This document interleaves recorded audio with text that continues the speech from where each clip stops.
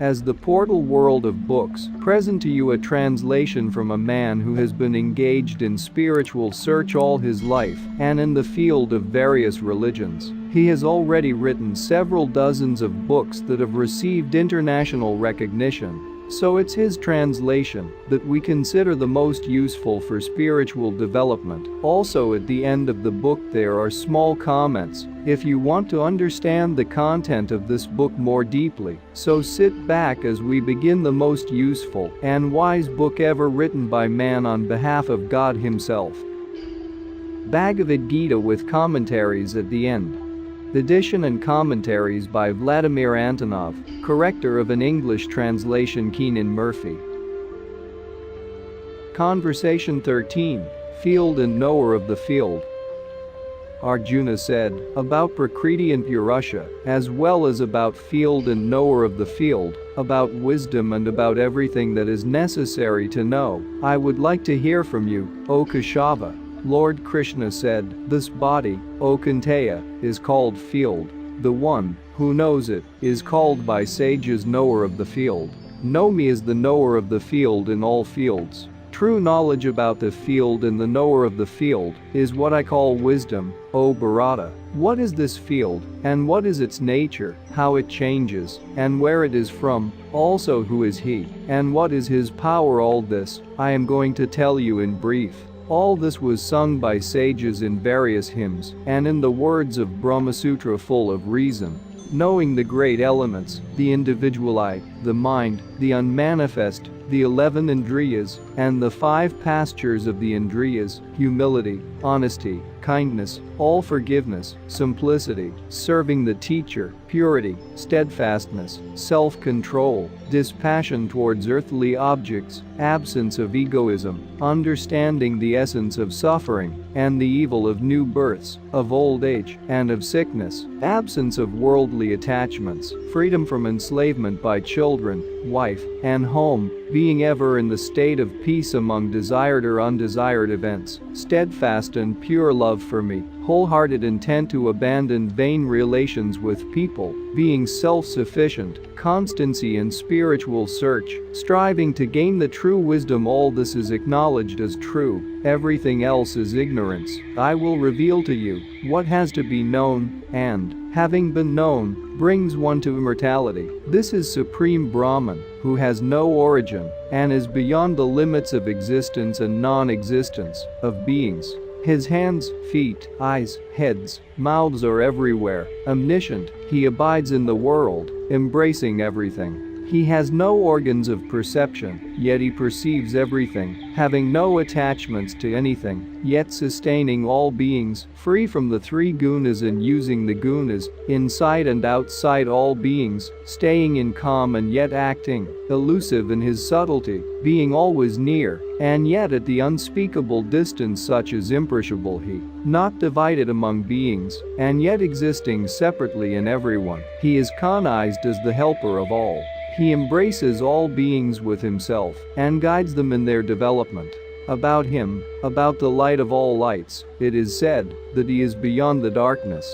He is wisdom, the purpose of every wisdom, cognized by wisdom, residing in the hearts of all. Such are the field, the wisdom, and the object of wisdom, in brief. Having known them, my devoted disciple cognizes my essence. Know that both Purusha and Prakriti have no origin.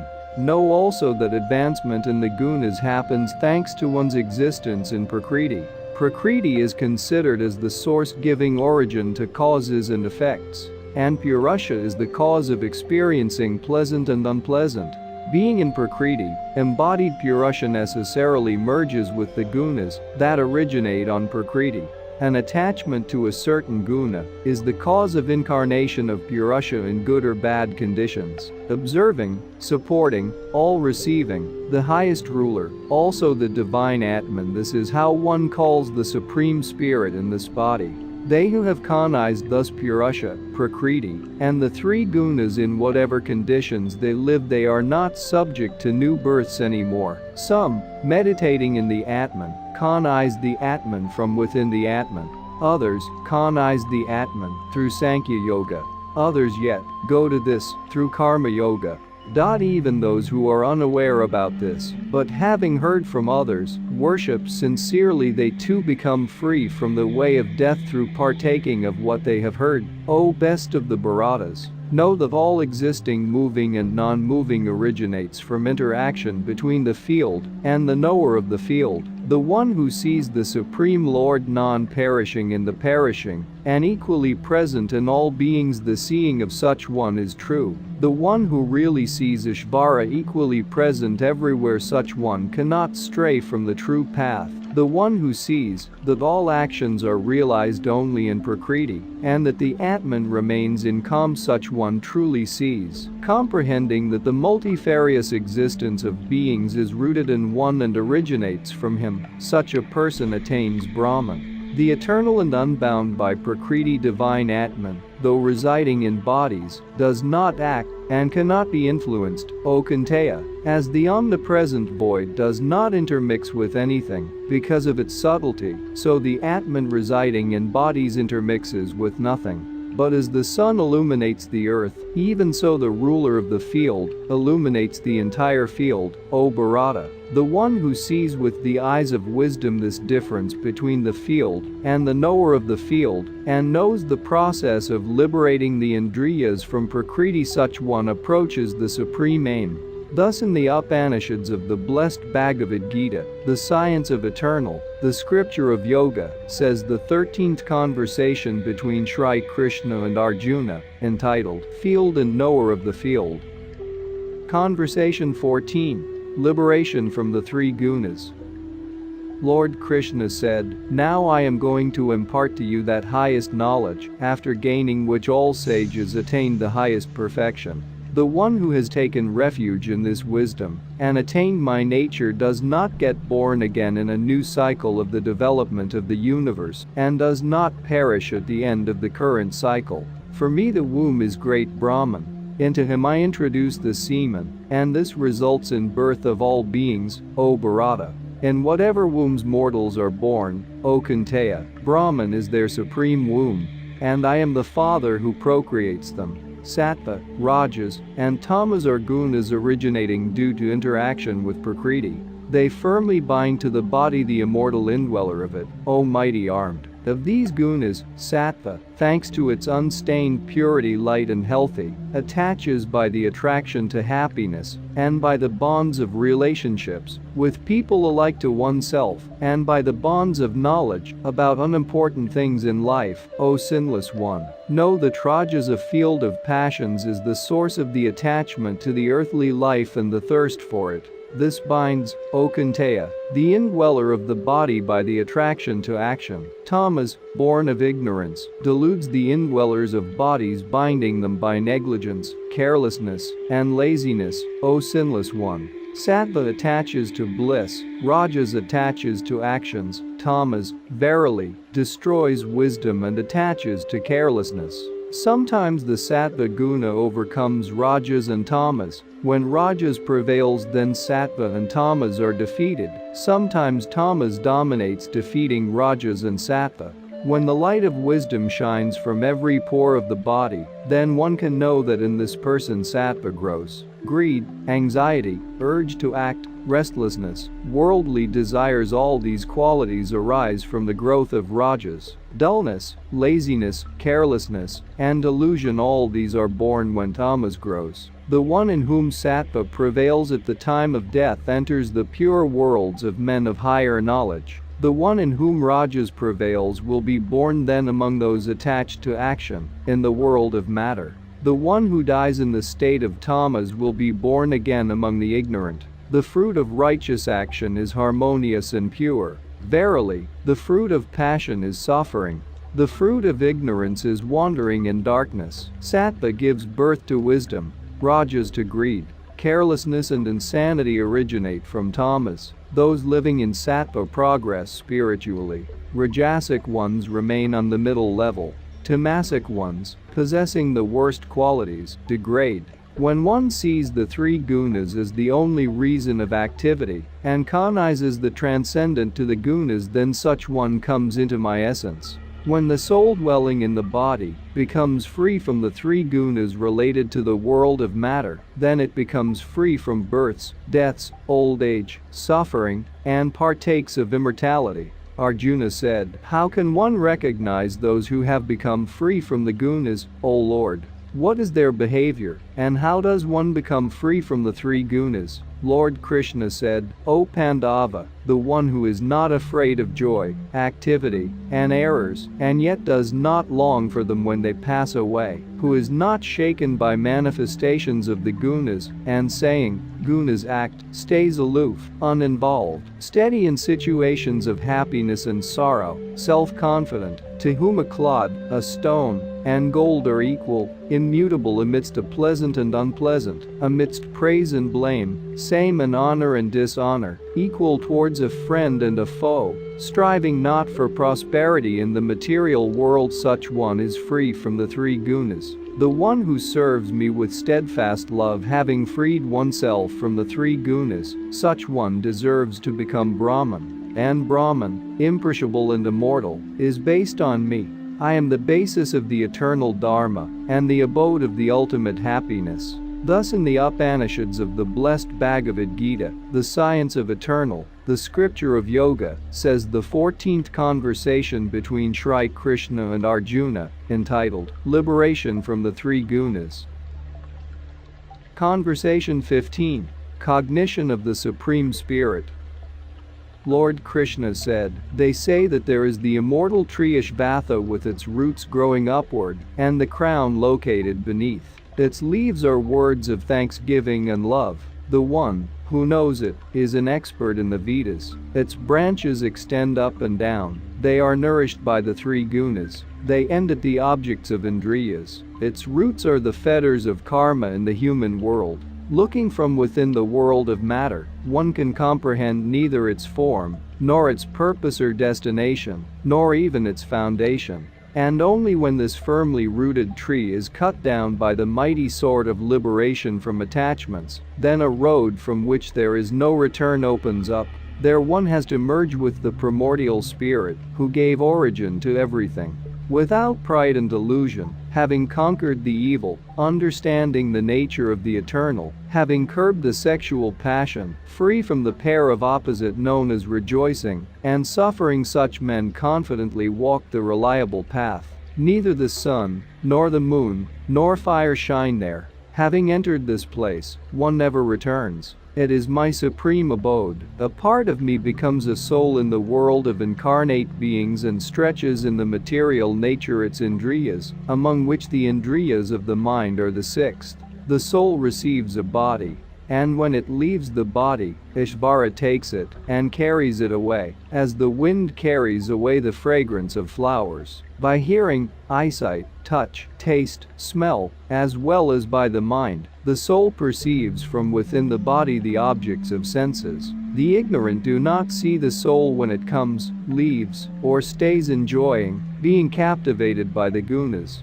But those who have the eyes of wisdom see it. Rightly aspiring yogis cognize not only the soul, but also the Atman in themselves. But the unwise do not find the Atman. Know that the splendor of the sun illuminating the space, of the moon, or of fire, the splendor originates from me. Having penetrated inside the soil, I sustain all beings in it by my life-giving power. I nourish all plants by becoming the heavenly soma for them. As the fire of life, I reside in the bodies of animals, and mingling with the incoming and outgoing energies, I transform in their bodies the four kinds of food. I reside in the hearts of all. From me originates knowledge, remembering, and forgetting. I am that which has to be known in the Vedas. I am, verily, the possessor of the all-encompassing knowledge. I am also the creator of the Vedanta. There are two kinds of Purusha in the world, impeccable and disposed to make errors. Disposed to errors are all creatures, but the highest Purusha is said to be impeccable. Superior to them both, there is the supreme Purusha called the divine Atman. He pervading everything with himself, sustaining the three worlds, is the great Ishvara. This is so because I am transcendent to the perishable, and even to the imperishable. I am identified in the world, and in the Vedas as the Supreme Spirit, the one who without delusion knows me as the Supreme Spirit, who has cognized everything, worships me with the entire being. So, I have expounded to you these innermost teachings, O sinless one. They who know them and possess developed consciousnesses become most successful in their efforts, O Bharata. Thus in the Upanishads of the blessed Bhagavad Gita, the science of eternal, the scripture of yoga, says the 15th conversation between Shri Krishna and Arjuna, entitled Cognition of the Supreme Spirit. Conversation 16. Discrimination of the divine and demonic. Fearlessness, purity of life, diligence in the yoga of wisdom, generosity, self-possession, sacrificial deeds, studying the holy scriptures, spiritual efforts, simplicity, non-harming, honesty, non-irascibility, detachment, peacefulness, ingenuousness, compassion for living beings, absence of greed, gentleness, modesty, absence of fickleness, courage, all forgiveness, vigor, frankness, absence of envy and pride. The one of divine nature possesses these qualities. Dishonesty, haughtiness, pride, irascibility, also coarseness and ignorance are the features of the one of demonic qualities. Divine qualities bring one to the liberation, demonic ones to slavery. Do not grieve, you were born for divine lot, O Pandava. Beings in this world manifest themselves in two ways, as divine and as demonic. The divine has been already expounded to you. Now hear from me, O Partha, about the demonic manifestations. Demonic people know neither true power, nor abstinence, nor purity, nor even scrupulosity. There is no truth in them. They say, there is neither truth in the world, nor meaning, nor Ishvara.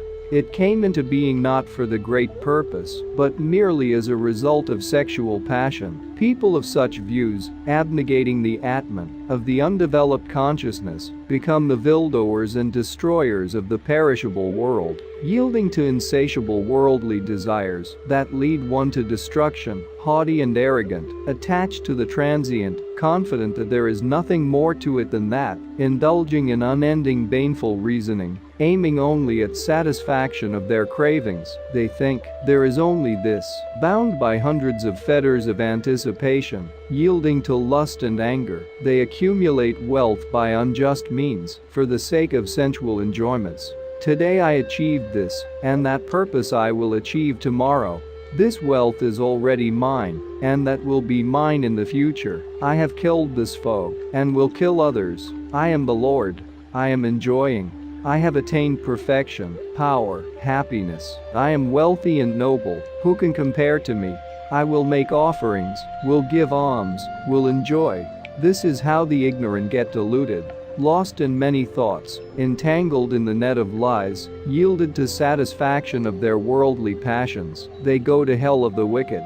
Self-conceited, obstinate, full of pride, and intoxicated with wealth, they perform hypocritical sacrifices in disregard of the spirit of the scriptures, indulging in egoism, violence, arrogance, lust, and anger. They hate me in other bodies. I always cast such haters, full of evil and cruelty, into adverse, demonic conditions in their next births. Appearing in these demonic conditions, enshrouded by ignorance life after life, aspiring not to me, they go to the very bottom of hell. Threefold are the gates to hell where man perishes: lust, anger, and greed.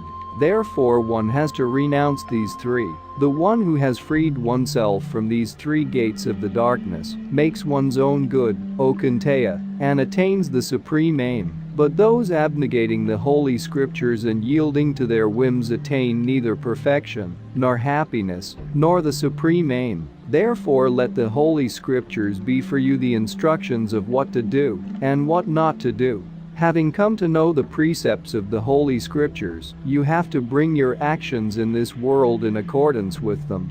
Thus in the Upanishads of the blessed Bhagavad Gita, the science of eternal, the scripture of yoga, says the 16th conversation between Shri Krishna and Arjuna, entitled, Discrimination of the Divine and Demonic.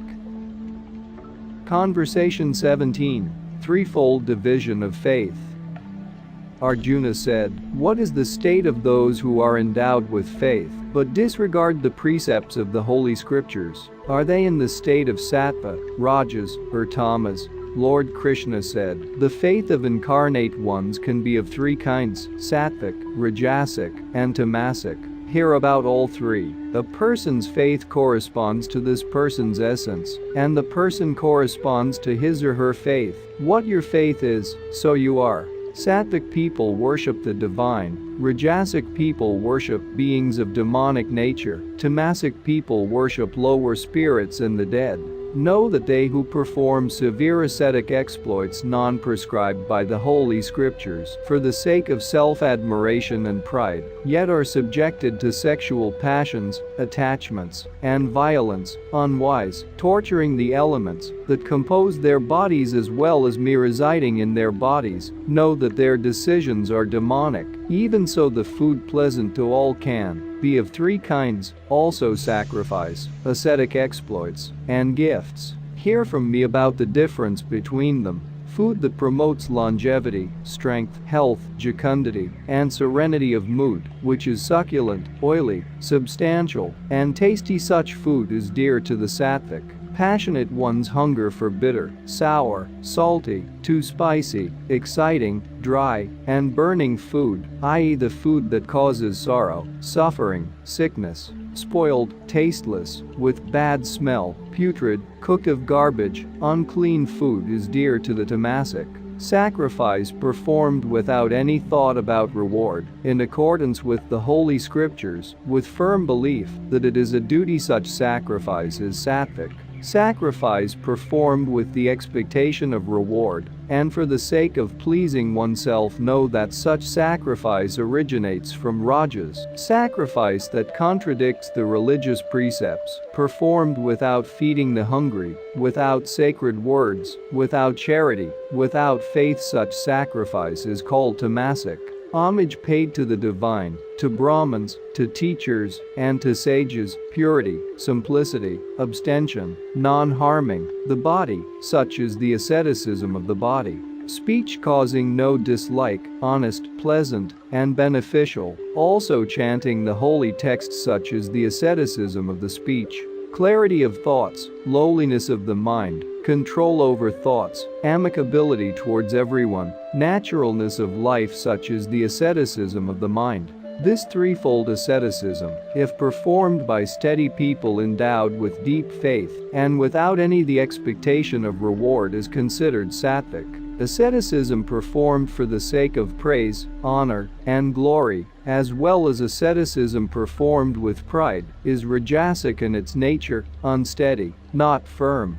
Asceticism performed under delusion, with self-torture, or with the purpose of destroying someone is tamasic in its nature. The gift, which is given without any thought about reward, with the feeling of doing this as a duty, at the right time and in the right place to a worthy person, such a gift is considered sattvic. That which is given with the expectation of repayment or reward, or with grudging such a gift, is called rajasic. A gift given in an inappropriate place, at inappropriate time, to unworthy people, with disrespect or disregard, such a gift is tamasic. Tat, Sat is a threefold designation of Brahman in the Vedas. In old time, it was used in performance of sacrifices. Therefore, knowers of Brahman begin sacrificial acts and acts of self-restraint with the word Om, as it is prescribed by the Holy Scriptures. When those seeking the liberation perform various donations and purifying acts of self-restraint, or give sattvic gifts, then it is performed with the word Tat.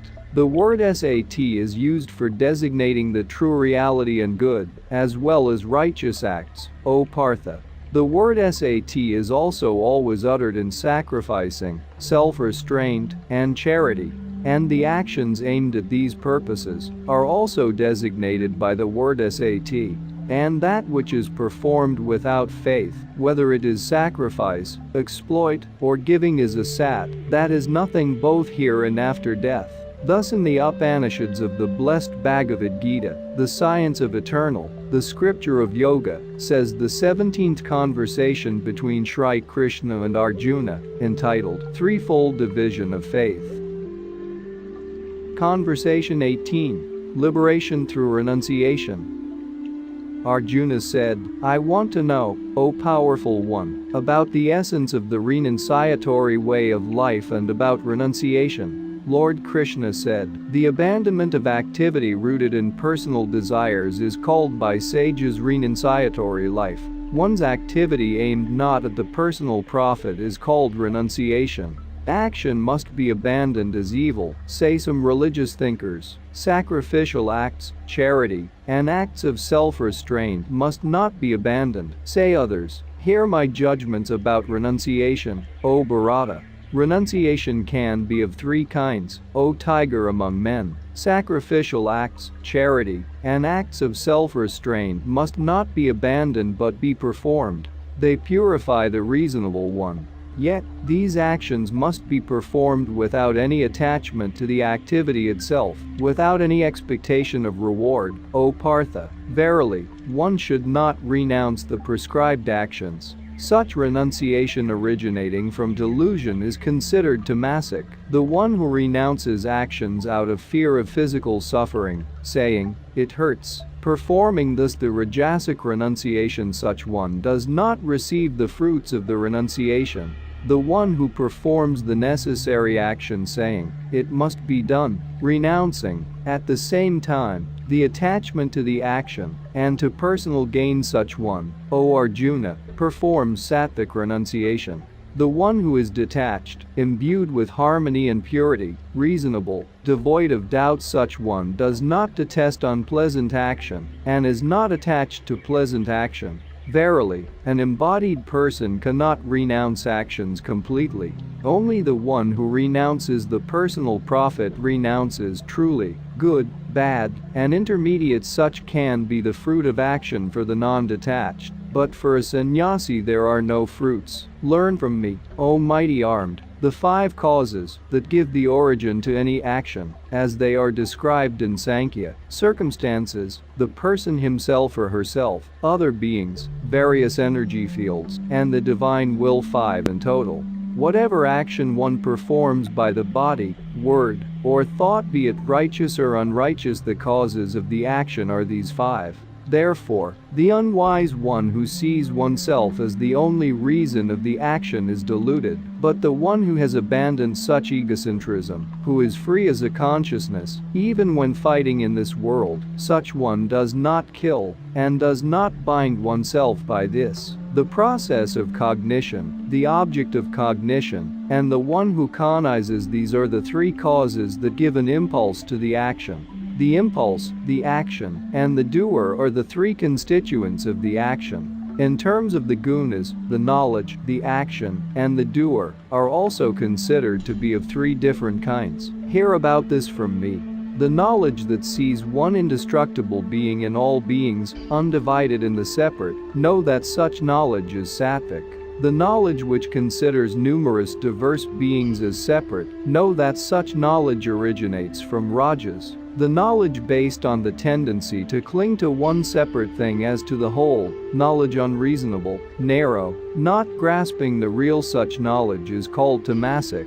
A due action performed passionlessly, without any desire of reward, and without any attachment to it is called sattvic. An action performed under the pressure of the desire of carrying it out, with self-admiration, or with great effort, such action is called rajasic. An action undertaken in delusion, without consideration of possible negative consequences, for the sake of destruction, harm, or a coarse action is called tamasic. Unattached to action, devoid of self-admiration, endowed with confidence and determination, same in success and failure, such a doer is called sattvic. Excited, desirous for the fruits of actions, greedy, envious, admiring oneself, dishonest, subjected to rejoice and sorrow, such a doer is called rajasic. arrogant, coarse, angry, obstinate, sly, negligent, insidious, dull, sluggish, somber, cowardly. Such a doer is called tamasic. Threefold, according to the three gunas, is also the distinction of the level of consciousness's development and aspiration. Hear about this, O Dhananjaya, the one who discerns what deserves attention and what does not, what ought to be done, and what ought not to be, what ought to be beware of, and what ought not to be, what is slavery, and what is freedom. The one who can differentiate this is a developed consciousness and lives in sattva. The one who does not distinguish the right path from the wrong one, what ought to be done from what ought not to be done, such one as a consciousness is undeveloped and lives in rajas. The one who lives in ignorance, who takes the wrong path for the right one, and goes in the wrong direction, such one as a consciousness is tamasic. O Partha, an unswerving aspiration that allows one to control the mind, energy, and indriyas and to be in the state of yoga, such an aspiration is sattvic. But if one directs the aspiration at the true path, also at the sexual passion, and at the profit of work, O Arjuna, then such an aspiration due to the attachment and selfishness is called rajasic. An aspiration that does not help to free the unwise one from laziness, fear, sorrow, gloominess, such an aspiration is tamasic, O Partha. And now hear about the threefold nature of joy, O best of the Bharatas, about that which brings happiness and allays suffering. The joy, which at first is like poison and then turns into nectar, is considered sattvic and originating from blissful cognition of the Atman by the consciousness. The joy originating from contacts of the indriyas with earthly objects, which at first is like nectar and then turns into poison, such joy is called rajasic. The joy that is delusive from the beginning to end, originating from rejection of the Atman, against a background of carelessness and laziness, such joy is tamasic.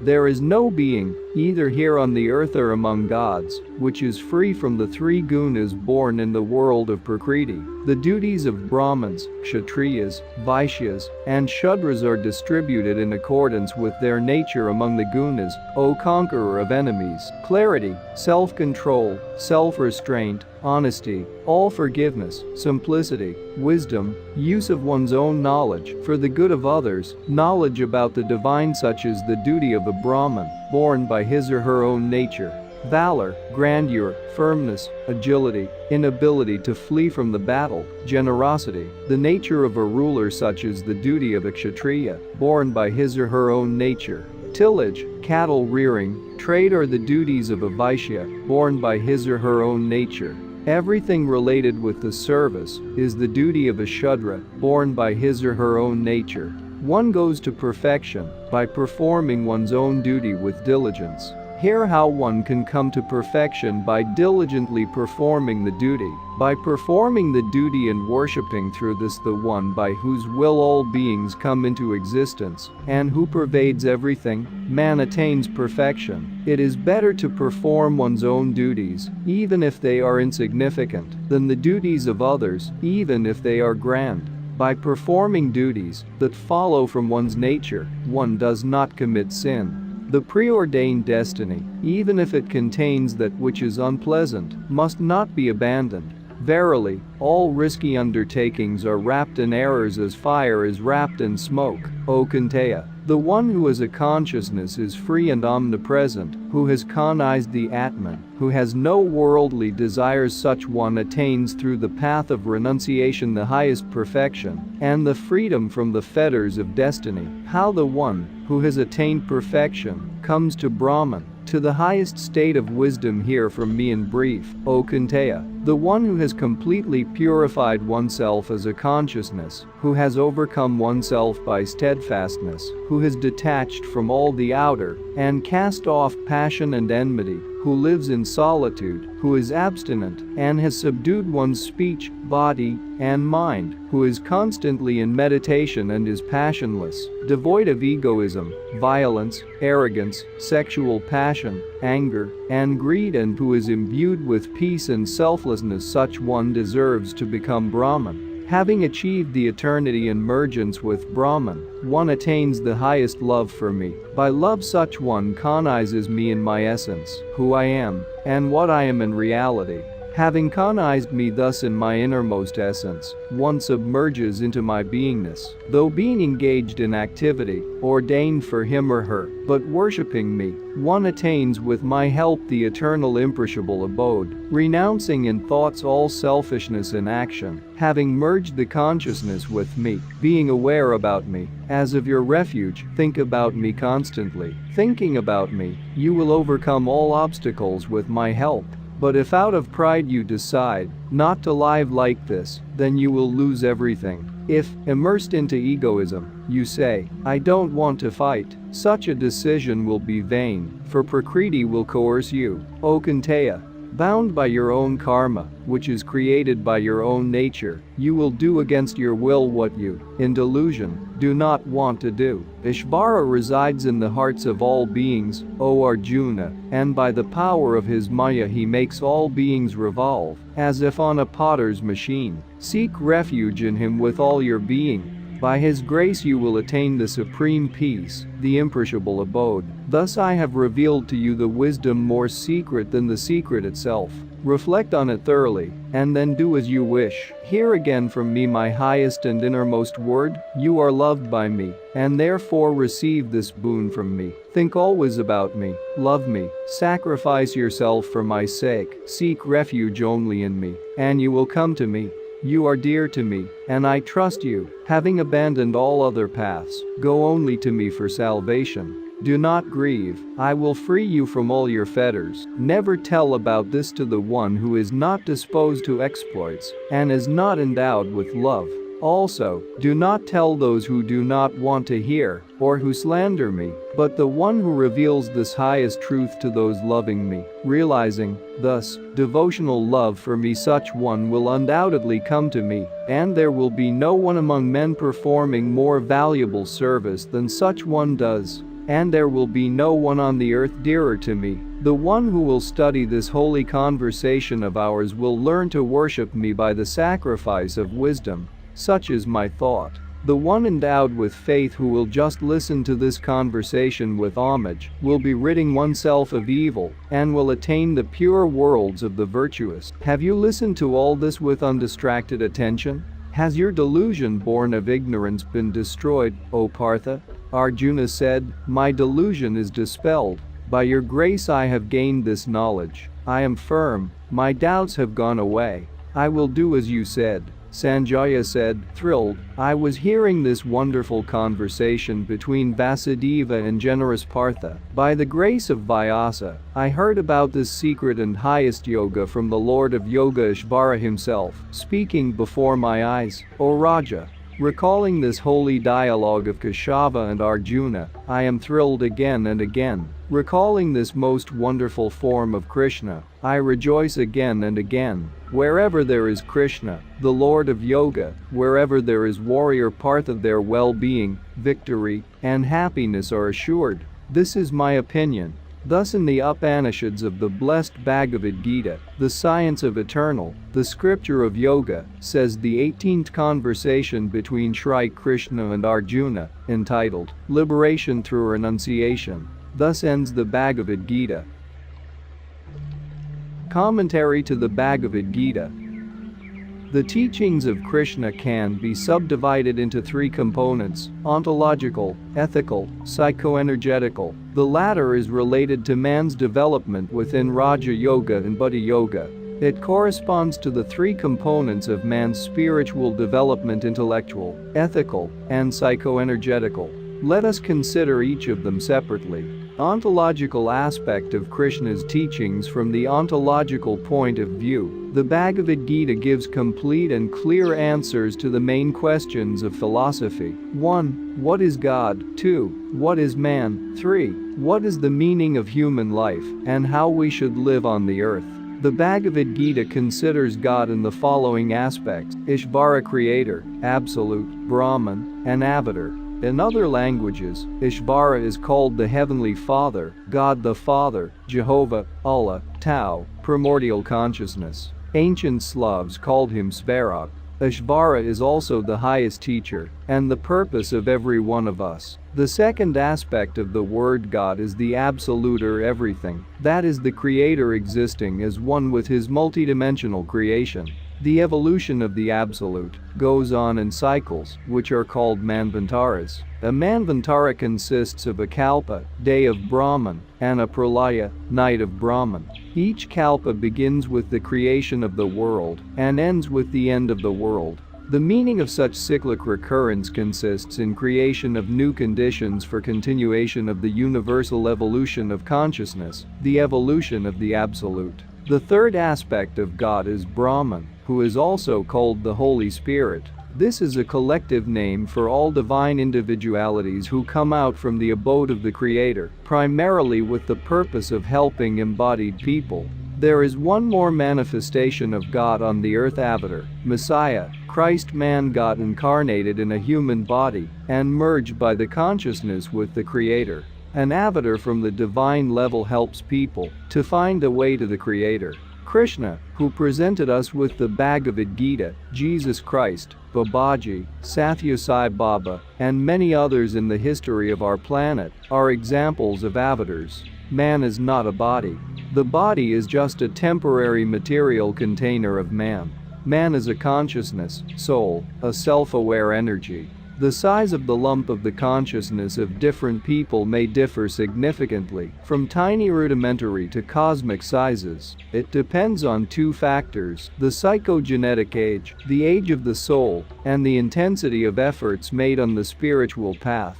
Krishna said the following about the correspondence between man and man's body, 2:18. Only the body of an embodied soul is perishable, but the soul itself is eternal and indestructible, 2:22. As one throws off worn-out clothes and puts on others that are new, so a soul throws off worn-out bodies and enters new ones. Man represents the last stage of the evolutionary development of incarnate Purusha, plants, animals, man, God.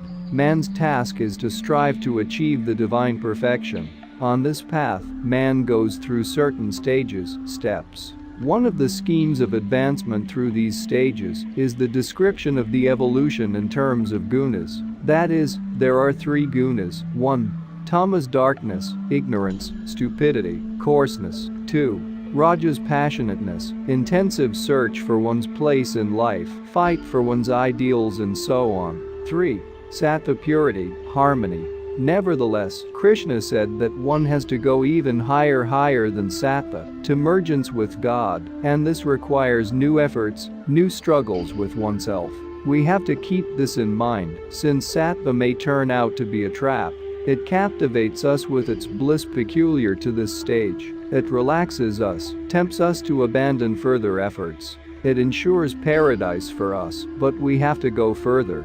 To become Brahman, having cognized the nirvana in Brahman, and then to become Ishvara, we have to do much. However, it is impossible to bypass the sattva guna. It is impossible to merge with God without mastering the qualities inherent to this guna. It is also impossible to bypass the rajas guna, for it is in this guna that man masters such qualities as energy, self-discipline, power. Another scheme of man's evolutionary advancement mentioned by Krishna is the scale of varnas. Let me stress that this and many other scales are mutually complementary. A complex use of them in application to oneself or to others gives a more complete picture. According to the scale of varnas, man on the first stage is called Shudra. People of this stage are too young in their psychogenesis and are not capable of doing much. Their task is to learn from others who are evolutionarily more mature by helping them in their work. The second stage is represented by Vaishyas. These include merchants, craftsmen, farmers, etc. Being in this varna implies having a developed intellect for starting creative business activity, because to run a business one needs a developed intellect. It is through such activity that the representatives of this varna develop themselves. The next varna is represented by Kshatriyas. These are people who have ascended still higher in their intellectual development, in being energetic. These are leaders possessing sufficient broadness of the mind and personal power, the power of the consciousness. By the way, one can start preparing oneself for this stage of spiritual development starting at a young age by developing the personal power and energy. Helpful in this work are physical labor, active varieties of sport, dances to rhythmic music. If one does this without coarse emotional states, remembering about God and about the necessity to observe the ethical norms in front of him, then this can form a good potential for future spiritual development at a mature age. At a mature age, it will be necessary to renounce both competitiveness and passionateness. On the contrary, one has to come then to calm, harmony, tenderness, wisdom. But this should be based on the foundation of large personal power, the energetical might of the consciousness and intellect. The highest Varna consists of Brahmins, that is spiritual leaders. It became historically established in India to hand down the Varna membership by inheritance. Therefore, it is quite obvious that not all people who assign themselves to the highest Varna have high spiritual achievements. But let us come back to the problem of self-development. Let me cite words of Krishna about how to choose the adequate methods of work on oneself, that is, those which are in accordance with the real stages of psychogenesis and ontogenesis. Fix your thoughts on me, submerge yourself as a consciousness into me verily, then you will live in me. But if you are not able to fix your thoughts steadily on me, try to reach me by practicing yoga. If you are not capable of doing constantly yoga exercises, then dedicate yourself to serving me, performing only those actions which are needful to me, then you will achieve perfection. If you are not able of doing even this, then seek mergence with me. By renouncing the personal profit of your activity, restrain yourself in this way. The activity which is dedicated to serving the evolution and devoid of egoistic, selfish components, spiritual service, in other words, is karma yoga. Let me also note what great importance Krishna attached to the intellectual development of people on the spiritual path.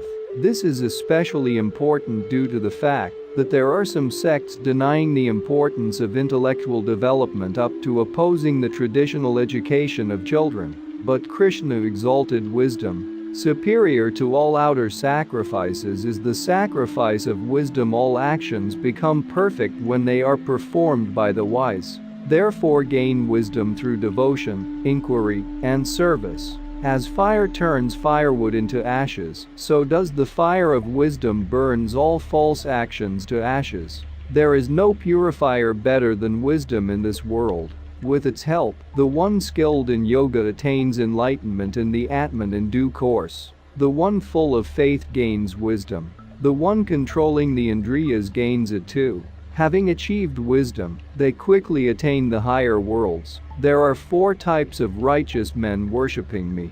Desiring to free themselves from suffering, aspiring to knowledge, seeking personal achievements, and the wise. It follows from the last words of Krishna that, first, any active person who is not of demonic nature, not indulging in coarse vices, is regarded by Krishna as righteous. Second, the representatives of the first 3 mentioned groups are not wise yet. The wise are an independent group of a higher level. Those striving to become free from suffering, those thirsting for knowledge, and those striving for personal achievements at the stage of rajas, they are not wise yet.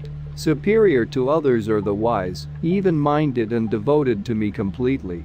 Verily I am dear to the wise, and they are dear to me. Studying the Vedas, performing sacrifice, ascetic exploits, and good deeds give proper fruits. But yogis possessing the true knowledge are superior to all these, they attain the supreme abode. So who can be called the wise? Those who have a wide breadth of knowledge on the main subjects, about God, about man, about man's path to God. This is the basis, the foundation of wisdom. But it is not wisdom yet. This is just possession of much knowledge, erudition. Wisdom implies an additional capability of operating the knowledge, the ability to create intellectually. How can we develop this quality in ourselves?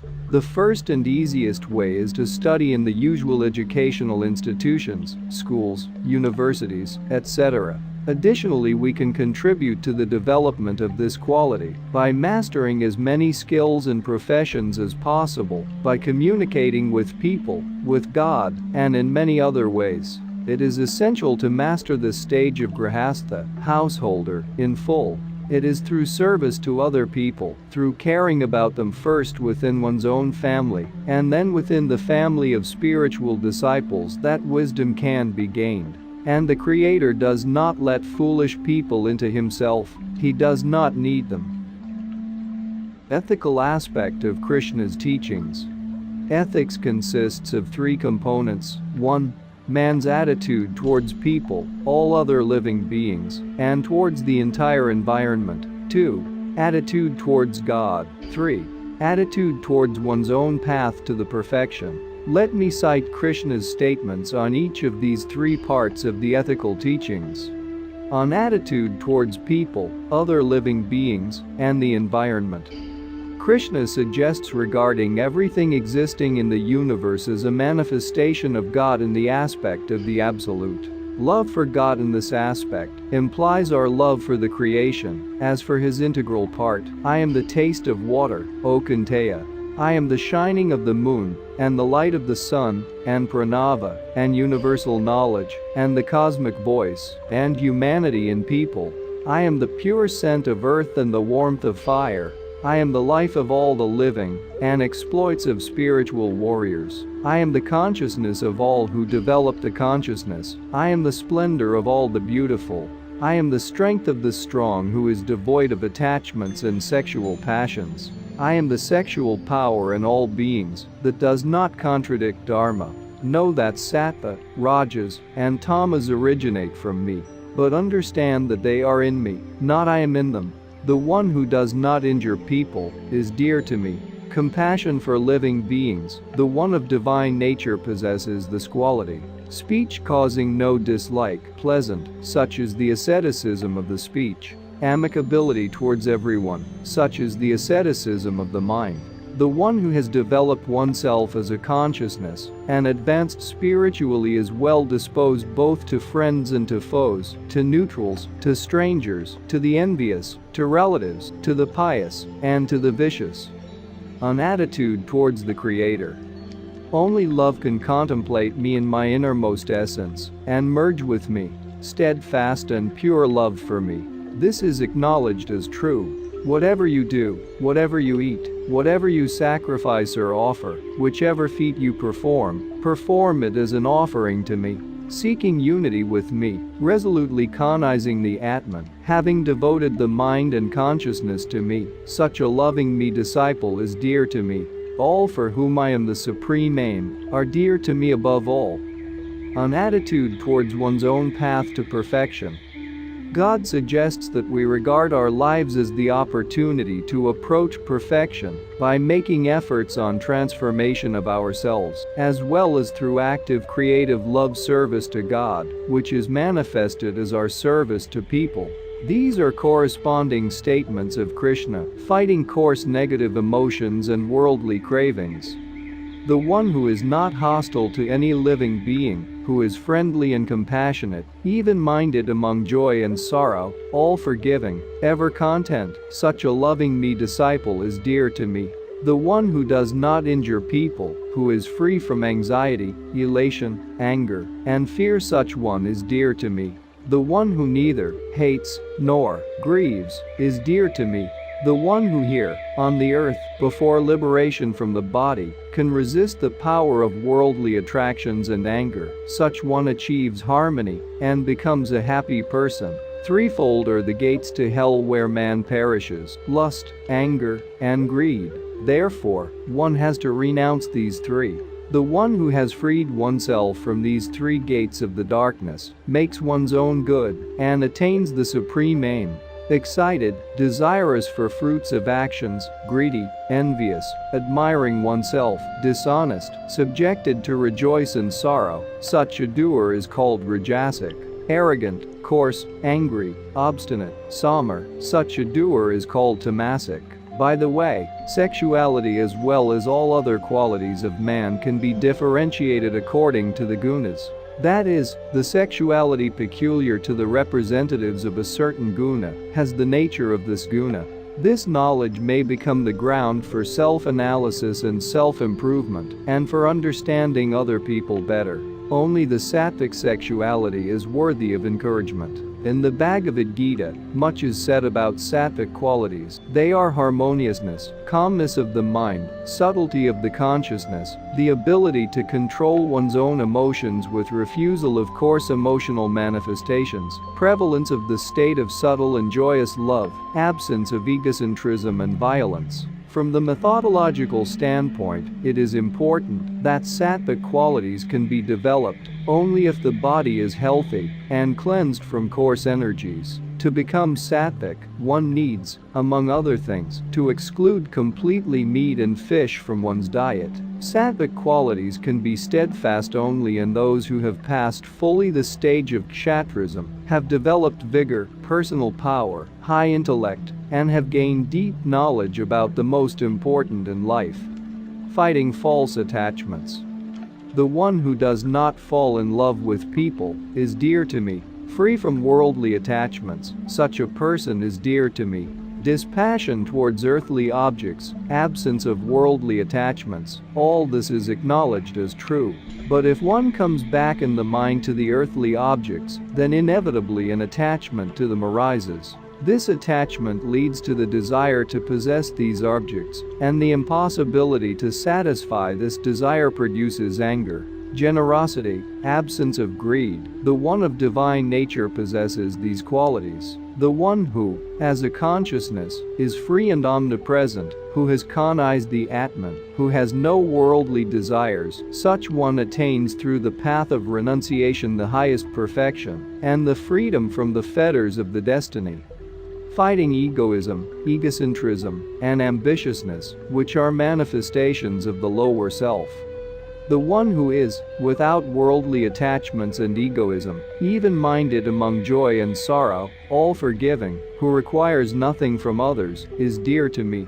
Humility, simplicity, absence of egoism, all this is acknowledged as true. Haughtiness, pride are the features of the one of demonic qualities, equal towards a friend and towards a foe, the same towards glorification and disgrace, in warmth and in cold, among joy and sorrow, free from worldly attachments, regarding equally praise and blame, laconic, content with everything that happens, not attached to home, determined in decisions, full of love. Such a person is dear to me.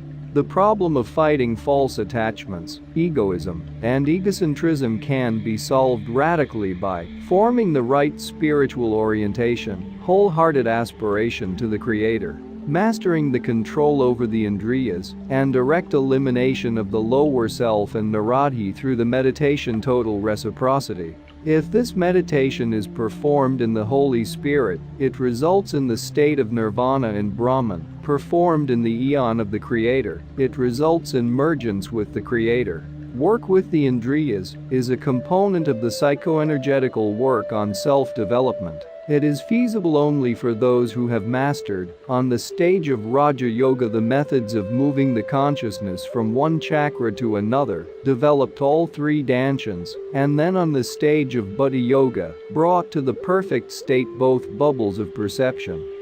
Cultivating positive qualities in oneself. Determined in decisions, full of love, such a person is dear to me. The contact with matter produces feelings of heat and cold, of pleasure and pain.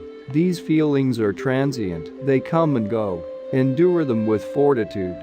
The one who is unmoved by them, who remains sober and unfaltering in joy and in trouble, such one is able to attain immortality. Superior to all outer sacrifices is the sacrifice of wisdom. All actions become perfect when they are performed by the wise. Therefore, gain wisdom through devotion, inquiry, and service. Sages and clairvoyants, who perceive the essence of things, will impart this to you. There is no purifier better than wisdom in this world. Through it, the one skilled in yoga attains enlightenment in the Atman. The one full of faith gains wisdom. The one controlling the Indriyas gains it too. Having achieved wisdom, they quickly attain the higher worlds. Only love can behold me thus. Only love can contemplate me in my innermost essence and merge with me. Serving God. The one who serves me with steadfast love, having freed oneself from the three gunas, such one deserves to become Brahman. The nirvana in Brahman is attained by those rishis who dedicate themselves to the good of all. Psychoenergetical aspect of development. The psychoenergetical direction of yoga, as Krishna expounded it, includes the following stages: 1. Preparation of the body. 2. Preparatory exercises for the energy structures of the body. 3. Cognition of the Atman through A. Bringing in order the emotional sphere with the development of the spiritual heart in the first place. B. Refusal of false attachments. C. Formation of right aspiration and following it. D. Control of the activity of the indriyas. E. Meditative practice aimed at the refinement of the consciousnesses, mastering the ability of moving the consciousness, growth of the personal power. F. Practical cognition of the multidimensional structure of the Absolute and cognition of Brahman. G. Further strengthening of the consciousness, its quantitative growth. 4. Cognition of Ishvara and merging with him. 5. Merging with the Absolute. Preparation of the body. Krishna did not leave specific methods for realization of this task, but gave general directions. Know that they who perform severe ascetic exploits, for the sake of self-admiration and pride, unwise, torturing the elements that compose their bodies, know that their decisions are demonic. Purity, abstention, non-harming, such is the asceticism of the body. Verily, yoga is not for those who eat too much, or do not eat at all, not for those who sleep too long, or wake too long. Yoga dispels all suffering in those who have become moderate in eating, resting, working, also in sleeping and waking. Food that promotes longevity, strength, health, fecundity, and serenity of mood, which is succulent, oily, substantial and tasty. Such food is dear to the sattvic. Preparatory exercises for the energy structures of the body. It is impossible to start working with the Atman straight off.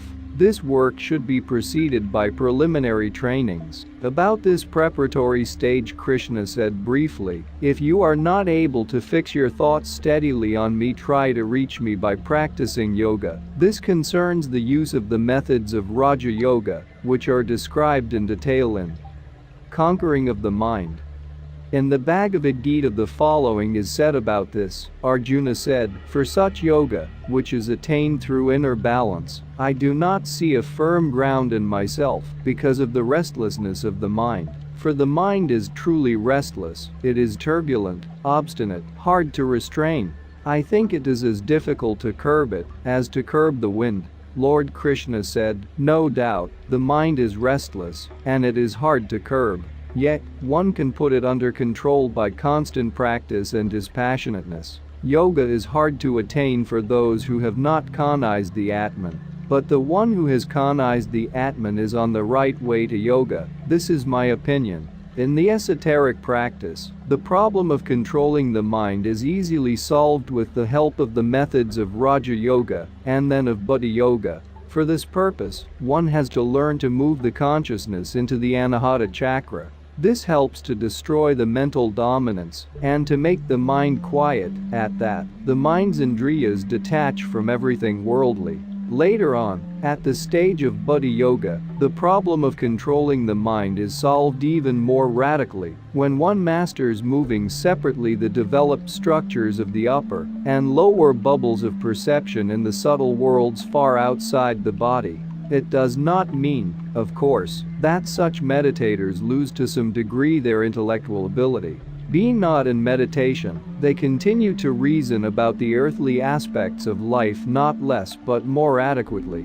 During meditations, their intellects are not switched off. In meditation, the intellect switches completely from the earthly to the heavenly, to the divine. Higher stages of the solution of this problem become available with the help of special meditative techniques in full mergence of the consciousness with Brahman, and then with Ishvara. The intellect of the meditator in this case is united with the intellect of God. and some degraded sects, they use inadequate methods in attempt to control the mind. For example, long seclusions by themselves, i.e., without special esoteric techniques, make no sense. Those who resort to such seclusions only waste their time. Equally ineffectual for this purpose is the use of psychedelics, which have in addition harmful effects on physical and psychical health. The only right way of mastering the control over the mind is to use the methods of Raja Yoga and Buddha Yoga in a completely adequate and clear state of the consciousness. Description of the Atman and how to cognize it. The main essence of embodied beings is the Atman. The one who has cognized the Atman attains full peace, because such one takes refuge in the divine consciousness, when being in cold or heat, in situations of joy or grief, honor or dishonor. Let a yogi be constantly concentrating in the Atman. Such a person who is free from all cravings and is concentrated in the Atman alone is regarded to be in harmony. The one who has cognized oneself as a buddhi, who has associated oneself with the Atman, who is devoted only to the Lord and takes refuge in him, such one purified by salvational wisdom, goes to liberation. Brightly aspiring yogis cognize not only the soul, but also the Atman in themselves. But the unwise do not find the Atman. When a yogi takes the indriyas off the earthly objects like a tortoise withdraws its limbs and head into its shell, then the yogi attains the true understanding. Observing, supporting, all receiving, the highest ruler, also the divine Atman. This is how one calls the Supreme Spirit in this body. The one who sees that all actions are realized only in Prakriti, and that the Atman remains in calm, such one truly sees the eternal and unbound by Prakriti divine Atman, though residing in bodies, does not act and cannot be influenced, as the omnipresent void does not intermix with anything because of its subtlety, so the Atman residing in bodies intermixes with nothing. The one who sees manifestations of the Atman in everything, and who has cognized through this the sameness of everything, both the pleasant and the unpleasant, such one is regarded as a perfect yogi. Fix your mind on me, love me, sacrifice to me, revere me. To me will you finally come, being consumed by the Atman, if you have me as your highest purpose. In relation to this subject, it is important to stress the importance of the work on the development of the spiritual heart, because higher spiritual achievements are not possible without this. It is inside the developed spiritual heart that the spiritual seeker can find the Atman, and then cognize Paramatman, cognize Ishvara the Creator. Krishna said the following about this: I am the Atman that resides in the hearts of all beings. I reside in the hearts of all. Ishvara resides in the hearts of all beings. How one can open and then develop the spiritual heart is described in our books and films listed at the end of this book. Description of Brahman and cognition of the Nirvana in Brahman. I will reveal to you what has to be known, and, having been known, brings one to immortality. This is Supreme Brahman, who has no origin, and is beyond the limits of existence and non-existence of beings.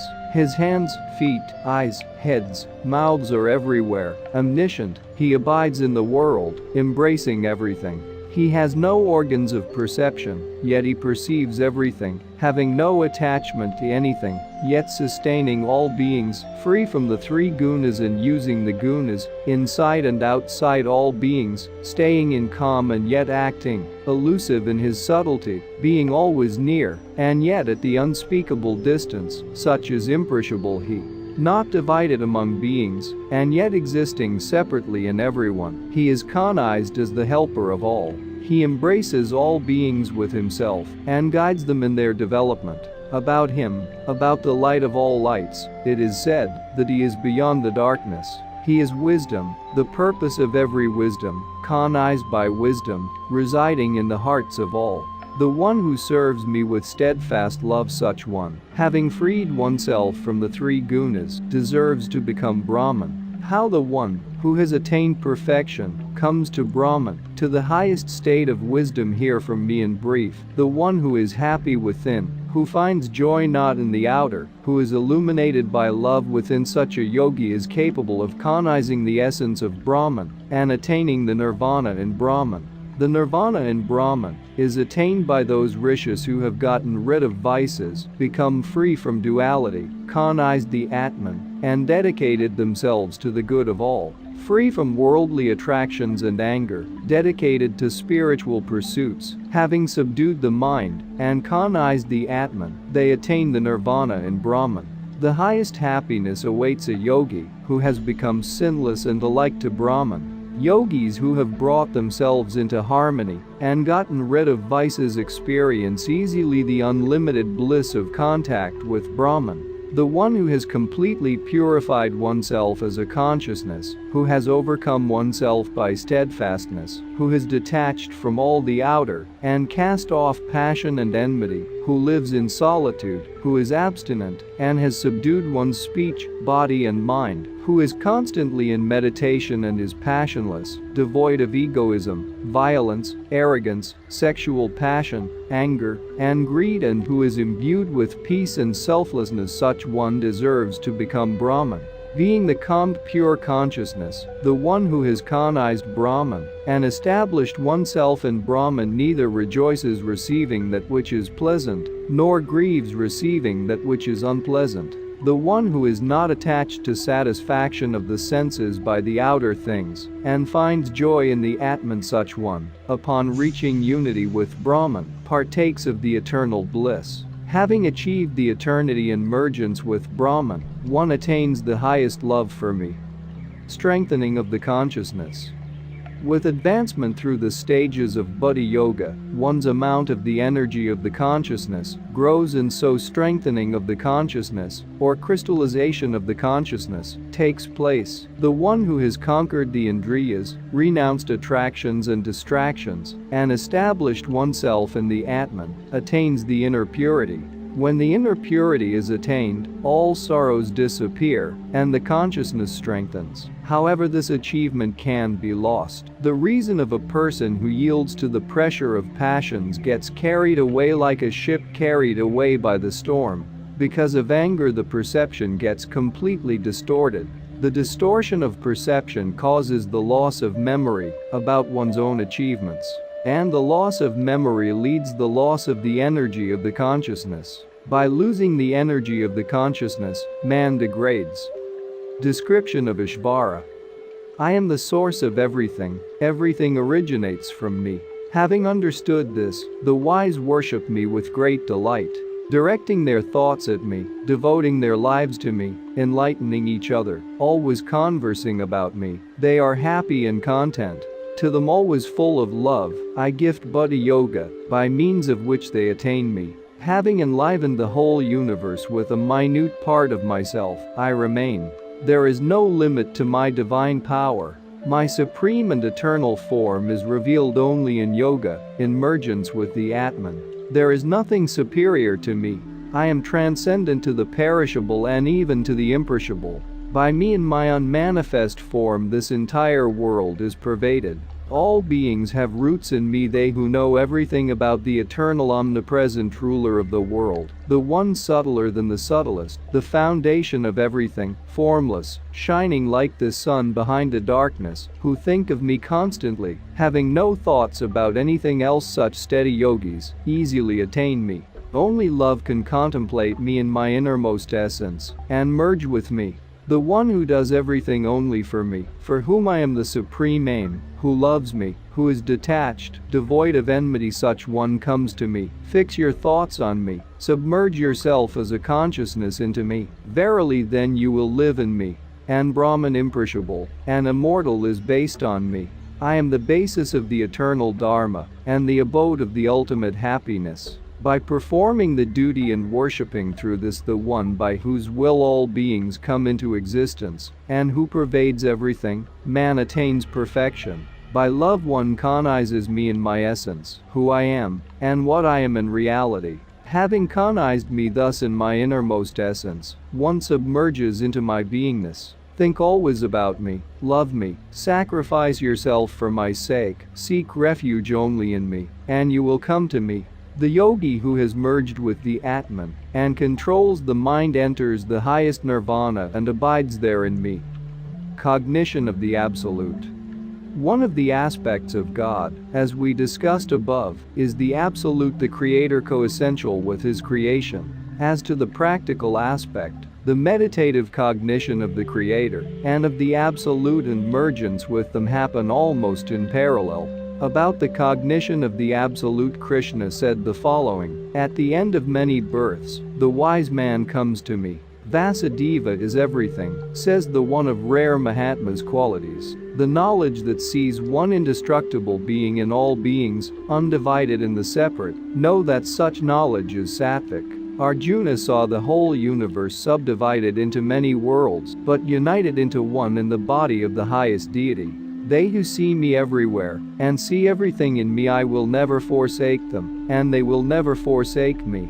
They established in such oneness, who worship me present in everything, such yogis live in me whatever their activity is. Mergence with Brahman, the Creator and the Absolute, is achieved through the meditative methods that allow one to enter the state of Nanai, total reciprocity, and through other methods of Buddha Yoga. At that, not only mental, but also meditative replacement of egocentrism with godcentrism takes place. By the way, the vector of attention in the Absolute is directed from the Creator to the creation. Earth, water, fire, air, akasha, mind, consciousness, also the individual I, all this is that which exists in the world of my Prakriti, 8 in total.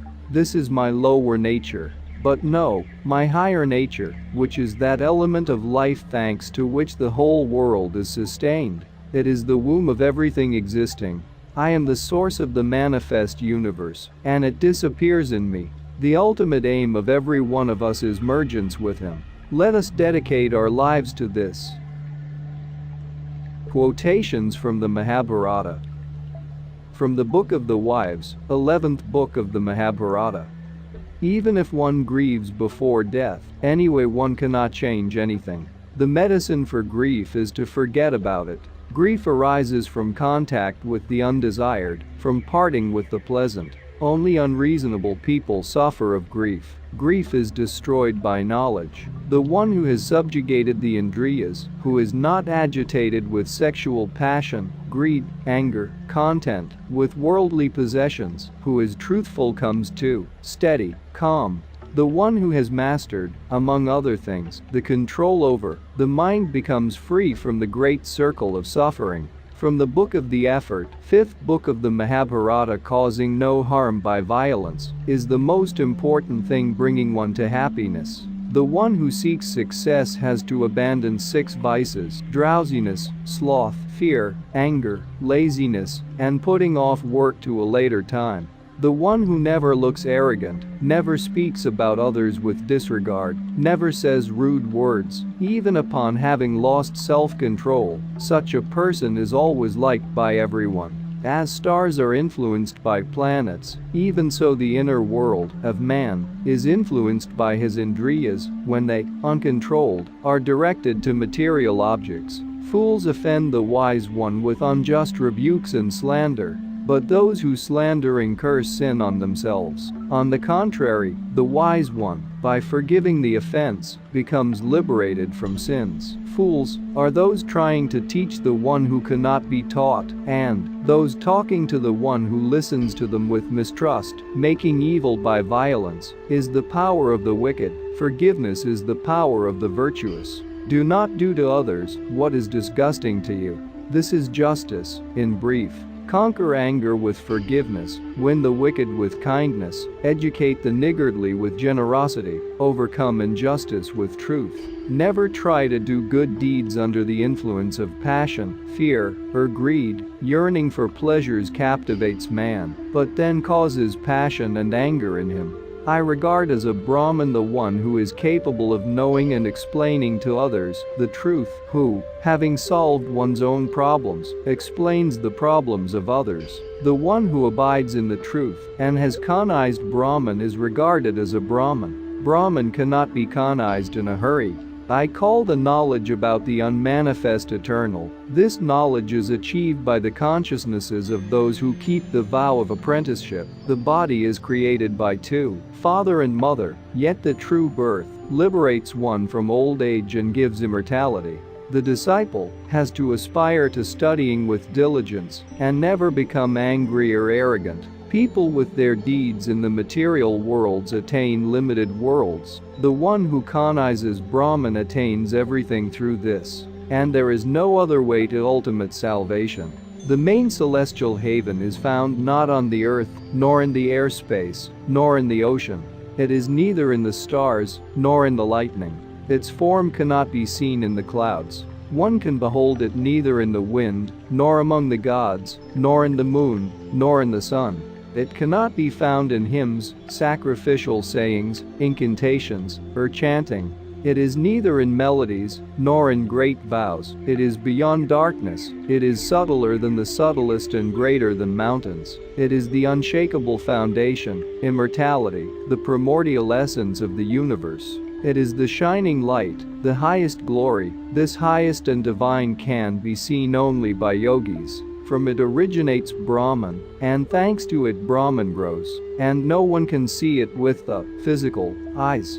Yet the one who cognizes it with the aspiring heart and mind becomes immortal. I am the Father and Mother, and the Son. I am the essence of everything that was, is, and will be. Subtler than the subtlest, benevolent I am awake in all beings.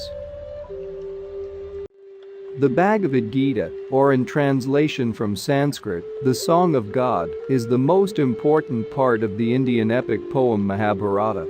The latter describes events that took place about 5,000 years ago. The Bhagavad Gita is a great philosophical work that played the same role in the history of India as the New Testament did in the history of the countries of the European culture. Both these books powerfully proclaim the principle of love bhakti as the basis of spiritual development of man. The Bhagavad Gita also presents us with a complete notion about such fundamental problems of philosophy as what is man, what is God, what is the meaning of human life, and what are the principles of human evolution. The main hero of the Bhagavad Gita is Krishna, an Indian Raja and an avatar, an embodiment of a part of the Creator, who gave to people through Krishna the greatest spiritual precepts. Philosophical truths are expounded in the Bhagavad Gita in the form of a dialogue between Krishna and his friend Arjuna before the military combat. Arjuna had been preparing for this righteous battle.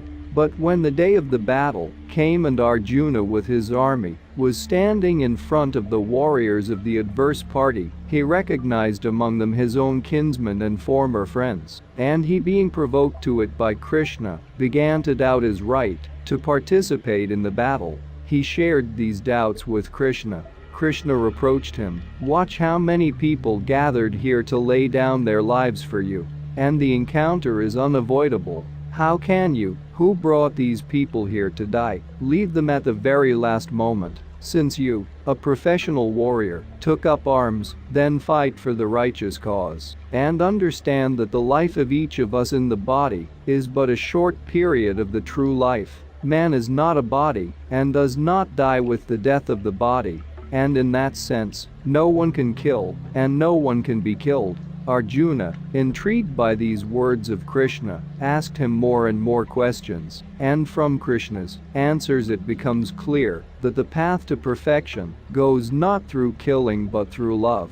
Love at first, for the manifested aspects of God Absolute, and then for the Creator Himself. These answers of Krishna are the essence of the Bhagavad Gita, one of the greatest by the profoundness of wisdom and the breadth of the fundamental problems covered books existing on the earth.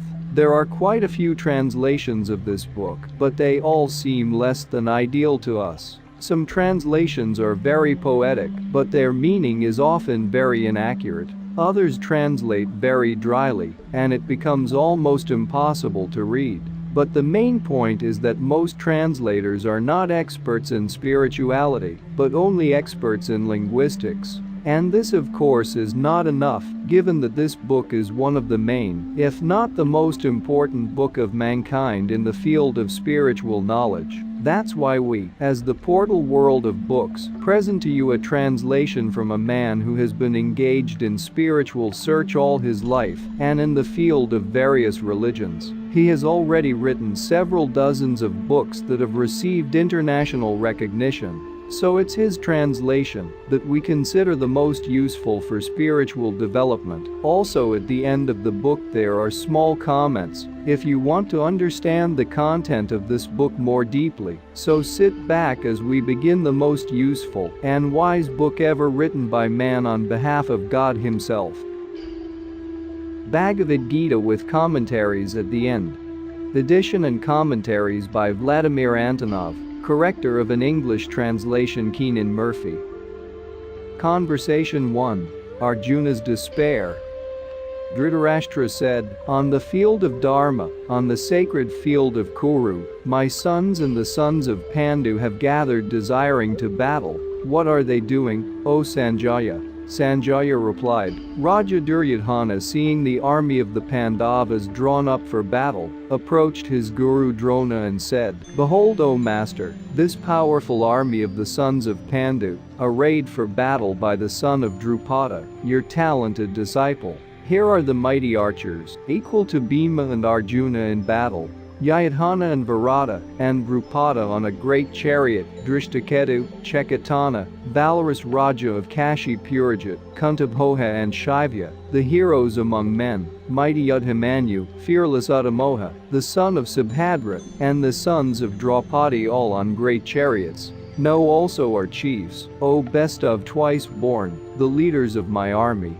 These are their names, yourself, Bhishma, victorious Karna and Kripa, Ashvathama, Vikarna, and the son of Samadatta, and many other heroes who are ready to lay down their lives for me, all equipped with diverse weapons, all are experienced warriors. Our forces seem to me insufficient, though they are commanded by Bhishma, and theirs seem to me sufficient, though they are commanded by Bhima.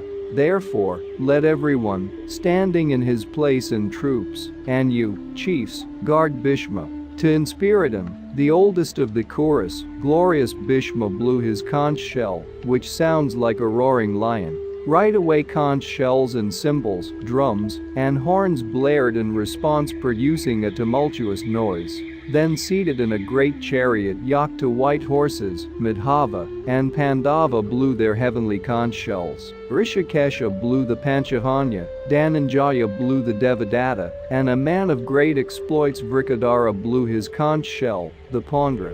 King Yudhishthira, the son of Kunti, blew the Anantavijaya, Nakula blew the Sagosa, and Sahadeva blew the Manipashpaka. And Kashi the great archer, and Shikandi the mighty warrior on a chariot, and invincible Drishtadyumna, Virata, and Satyaki, and Drupada and Draupadi sons, and the mighty armed son of Subhadra, each of them blew their own conch shell, O Lord of the earth. And this terrible roar, filling the sky and the earth with thunder, shatters the hearts of Dhritarashtra's sons. Then, seeing the sons Dhritarashtra ready to begin the battle, Pandava, whose helmet bore the image of a monkey, lifted his bow and addressed Rishikesha, the lord of the earth, with such words, "My chariot is between the two armies, O infallible one. I see here warriors gathered for battle, whom I must combat. I see those anxious to please the wicked son of Dhritarashtra." Sanjaya said, "O Bharata, addressed thus by Arjuna, Rishikesha stopped their magnificent chariot between the two armies and pointing at Bhishma, Drona, and all other kings, said, 'Behold, O Partha, the Kuras assembled together.' Then Partha saw, standing against each other, fathers and grandfathers, gurus, uncles, cousins, sons, grandsons, and friends, fathers-in-law and comrades separated into the hostile armies. Beholding all these arraying kinsmen, overcome with deep pity, Arjuna sadly said, 'O Krishna, as I see my kinsmen here eager to wage war, my limbs fail, and my mouth is parched, my body quivers and my hair stands on end. Gandiva slips from my hand, and all my skin burns. I am unable to stand, and my mind whirls. I see evil omens, O Keshava, and do not expect any good from the slaughtering of my own kinsmen.' O Krishna, I desire neither victory, nor kingdom, nor earthly pleasures. Of what avail for us is kingdom, O Govinda? Of what avail are earthly pleasures or the life itself? Those for whose sake we seek kingdom, joy, and worldly pleasures stand here in battle, having renounced their wealth and life, teachers, fathers, sons, grandfathers, uncles, fathers-in-law, grandsons, brothers-in-law, and other relatives. I do not want to kill them, even though I am to be killed, O Madhusadana. I do not want to, even if it would give me the power over the three worlds. How am I to do it, for the sake of earthly rule? What satisfaction can it be for us in killing these sons of Dhritarashtra, O Janardana? By killing these rebels, we will commit a great sin. We should not kill the sons of Dhritarashtra, our kinsmen. How can we be happy after killing our own kinsmen, O Madhava?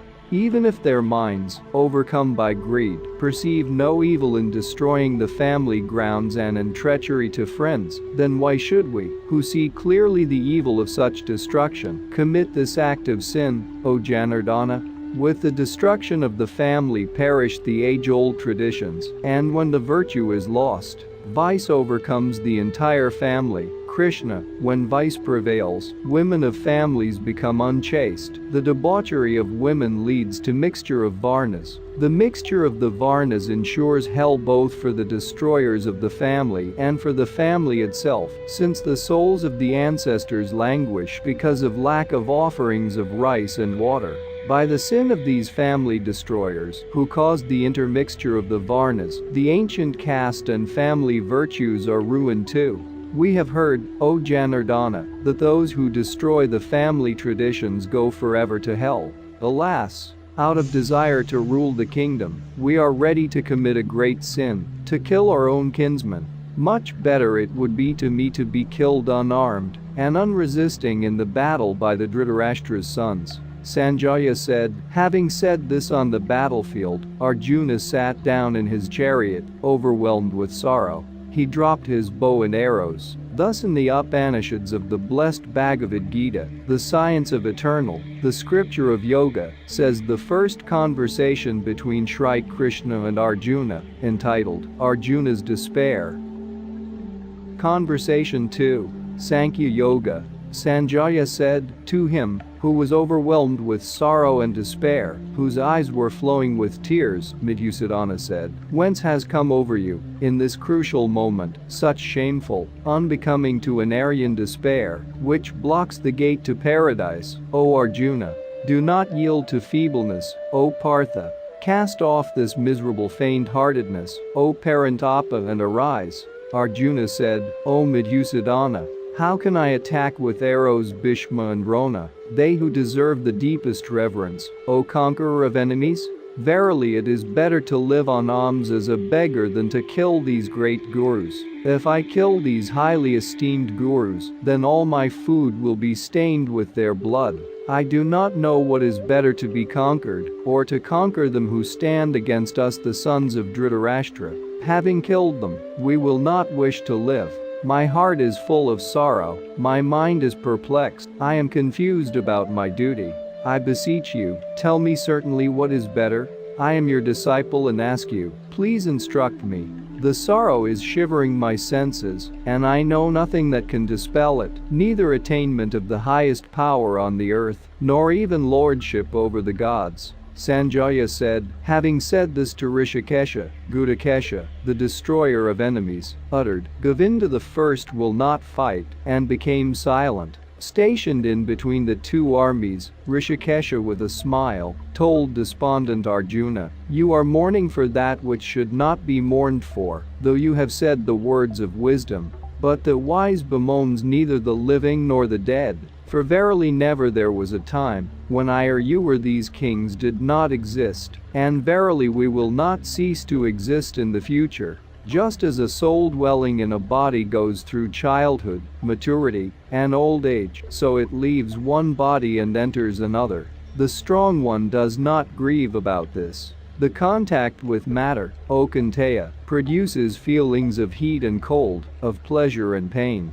These feelings are transient, they come and go. Endure them with fortitude, O Bharata.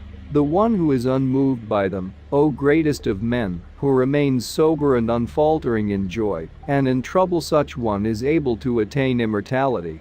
Know that the transient, impermanent has no true existence, and the eternal, imperishable never ceases to exist. This is discerned by those who have perceived the essence of things and see the truth. Know that no one can destroy him who pervades the entire universe. No one can bring him to death. That eternal and imperishable is beyond the control of anyone. Only the body of an embodied soul is perishable, but the soul itself is eternal and indestructible. Fight, therefore, O Bharata. They who think that they can kill and they who think that they can be killed are mistaken. Man can neither kill nor can be killed. Man neither appears nor disappears. Having once come into being, man never ceases to be. Man, an immortal soul, does not perish when the body is destroyed. The one who knows that man is an imperishable, eternal, unborn, and immortal soul, how can such one killer be killed? As one throws off worn-out clothes and puts on others that are new, so a soul throws off worn-out bodies and enters new ones. Weapons cannot cut a soul, fire cannot burn it, water cannot wet it, nor can wind wither it. Nothing can cut, burn, wet or wither a soul non-cuttable, non-flammable, non-wettable, non-dryable. A soul non-incarnate is said to be unmanifest, formless, and imperishable. Therefore, knowing this, you should not grieve. Even if you thought that a soul gets born and dies again and again, even then, O mighty armed, you should not grieve. Verily, death is predestinated for the born one, and birth is unavoidable for the one who has died. Do not grieve over what is inevitable. All beings are unmanifest before the material manifestation, and unmanifest after. They are manifest only in the middle, O Bharata. What is the reason to grieve then? Some think about soul as a wonder, others speak of it as a wonder, and there are those who, having come to know about it, cannot understand what it means. The incarnate can never be killed, O Bharata. Therefore, do not mourn any killed creature, and thinking of your own dharma, you should not waver, O Arjuna. Verily, for a kshatriya there is nothing more desirable than a righteous war. Lucky are those kshatriyas, O Bharata, to whose lot falls such a battle. It is like an open gate to heaven. But if you withdraw now from this righteous battle, refusing your dharma and your honor, then you will incur sin. All people will know about your eternal disgrace. And for the glorious one, disgrace is worse than death. The great warriors on chariots will think that fear made you flee from the battlefield. And you, whom they esteemed so much, will be despised by them. Your enemies will say many mean words slandering your valor. What is more painful? Killed you will go to paradise, winner you will enjoy the earth. Arise therefore, O Kunteya, and be ready to fight. Regarding alike joy and sorrow, success and failure, victory and defeat, enter this battle. Thus you will avoid sin. What I have declared to you is the teachings of Sankhya about consciousness. Now listen how you can know this through Buddhi Yoga. By means of Buddhi, O Partha, you can break the bondage of karma. On the path of this yoga there is no loss. Even a little advancement on this path saves one from great danger. The will of the resolute is firmly directed towards this purpose. The impulses of irresolute one branch endlessly, O joy of the Kuras. O Partha, the unwise who hold to the letter of the Vedas utter flowery words declaring that beyond that there is nothing else. They are full of desires, their highest purpose is paradise, their concern is a good reincarnation, all their actions and rituals are aimed only at getting pleasure and power. Those who are attached to pleasure and power, who are bound by this, are not capable for resolute determination aimed at samadhi. The Vedas teach about the three gunas. Transcend these gunas, O Arjuna. Be free from the duality, always live in harmony, seeking not worldly possessions, remaining ever established in the Atman. To the one who has cognized Brahman, the Vedas are as useful as a pond in a flooded area. Regard only the work and not the reward for it. Let your motive for actions be not the profits from them. Yet, do not indulge in indolence. renouncing the attachment to the reward for your actions, become even-minded in success and failure, O Dhananjaya. Such equanimity is characteristic of yoga, ceaselessly casting away all vain activity with the help of buddhi yoga. Learn to control yourself as a consciousness. Miserable are those who act only for the sake of getting a reward for their deeds. They who work with the consciousness are not subjected anymore to good or bad karmic consequences of their activity. Therefore, devote yourself to yoga. Yoga is the art of action. The wise devoted to work with the consciousness free themselves from the law of karma and from the necessity to incarnate again. They attain full liberation from suffering. When you as a consciousness become free from the net of illusion, then you will be indifferent to the things you have heard and those yet to be heard. When you transcend the charm of the Vedas and become established in the peace of samadhi, then you will attain yoga. Arjuna said, "What is the mark of man whose thoughts are calmed and who is established in samadhi, O Keshava? How does such a person talk, walk, and sit?" Lord Krishna said, "The one who has renounced all sensual cravings and, having gone deeply into the Atman, found satisfaction in the Atman, becomes steadfast in wisdom. The one whose mind is calm amidst sorrows, unmoved amidst pleasures, fear and anger, the one who is steadfast in this is called Muni. The one who is attached to nothing earthly, who facing pleasant and unpleasant things neither rejoices nor recoils, such one is established in the true knowledge. Taking the indriyas off the earthly objects, like a tortoise withdrawing its limbs and head into its shell, such one attains the true understanding. The one who walks the path of detachment becomes free from the objects of the senses, but not from the taste for the objects. But even the taste for them vanishes in the one who has cognized the Supreme. O Kunteya, agitated indriyas can distract the mind even of a wise person who tries to control them.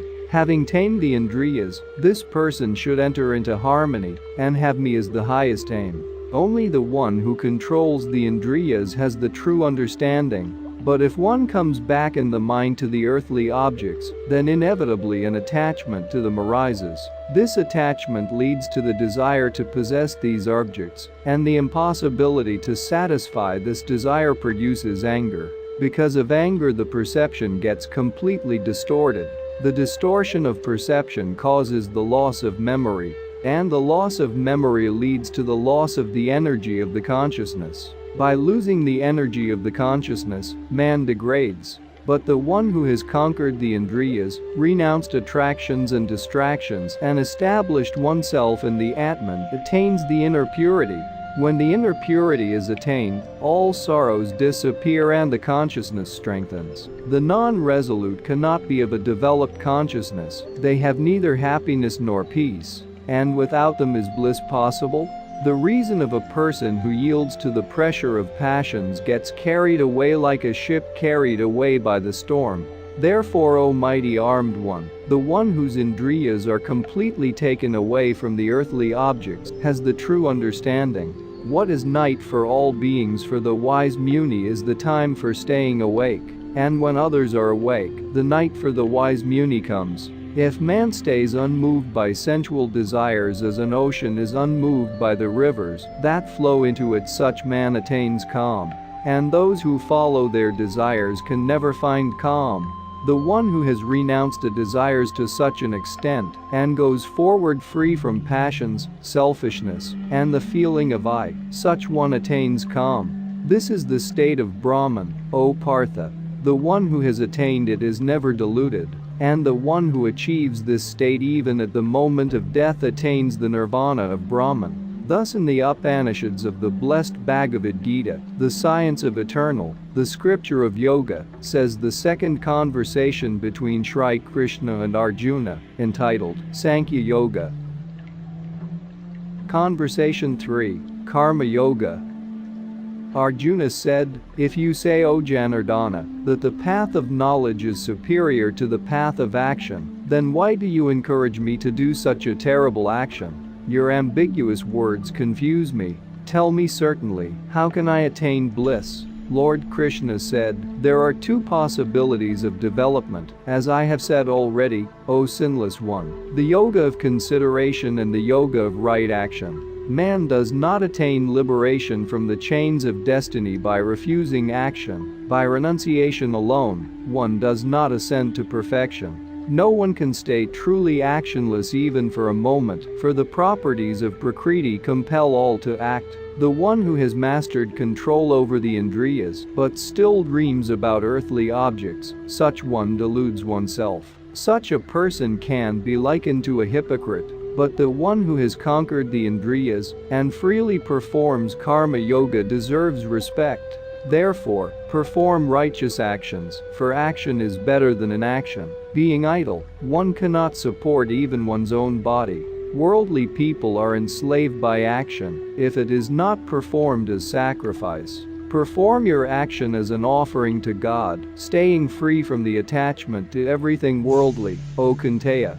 God created humankind together with the law of sacrifice. He said it that, prosper through sacrificial deeds. Let it be desired by you. Satisfy the divine with your sacrificial deeds, and it will satisfy you.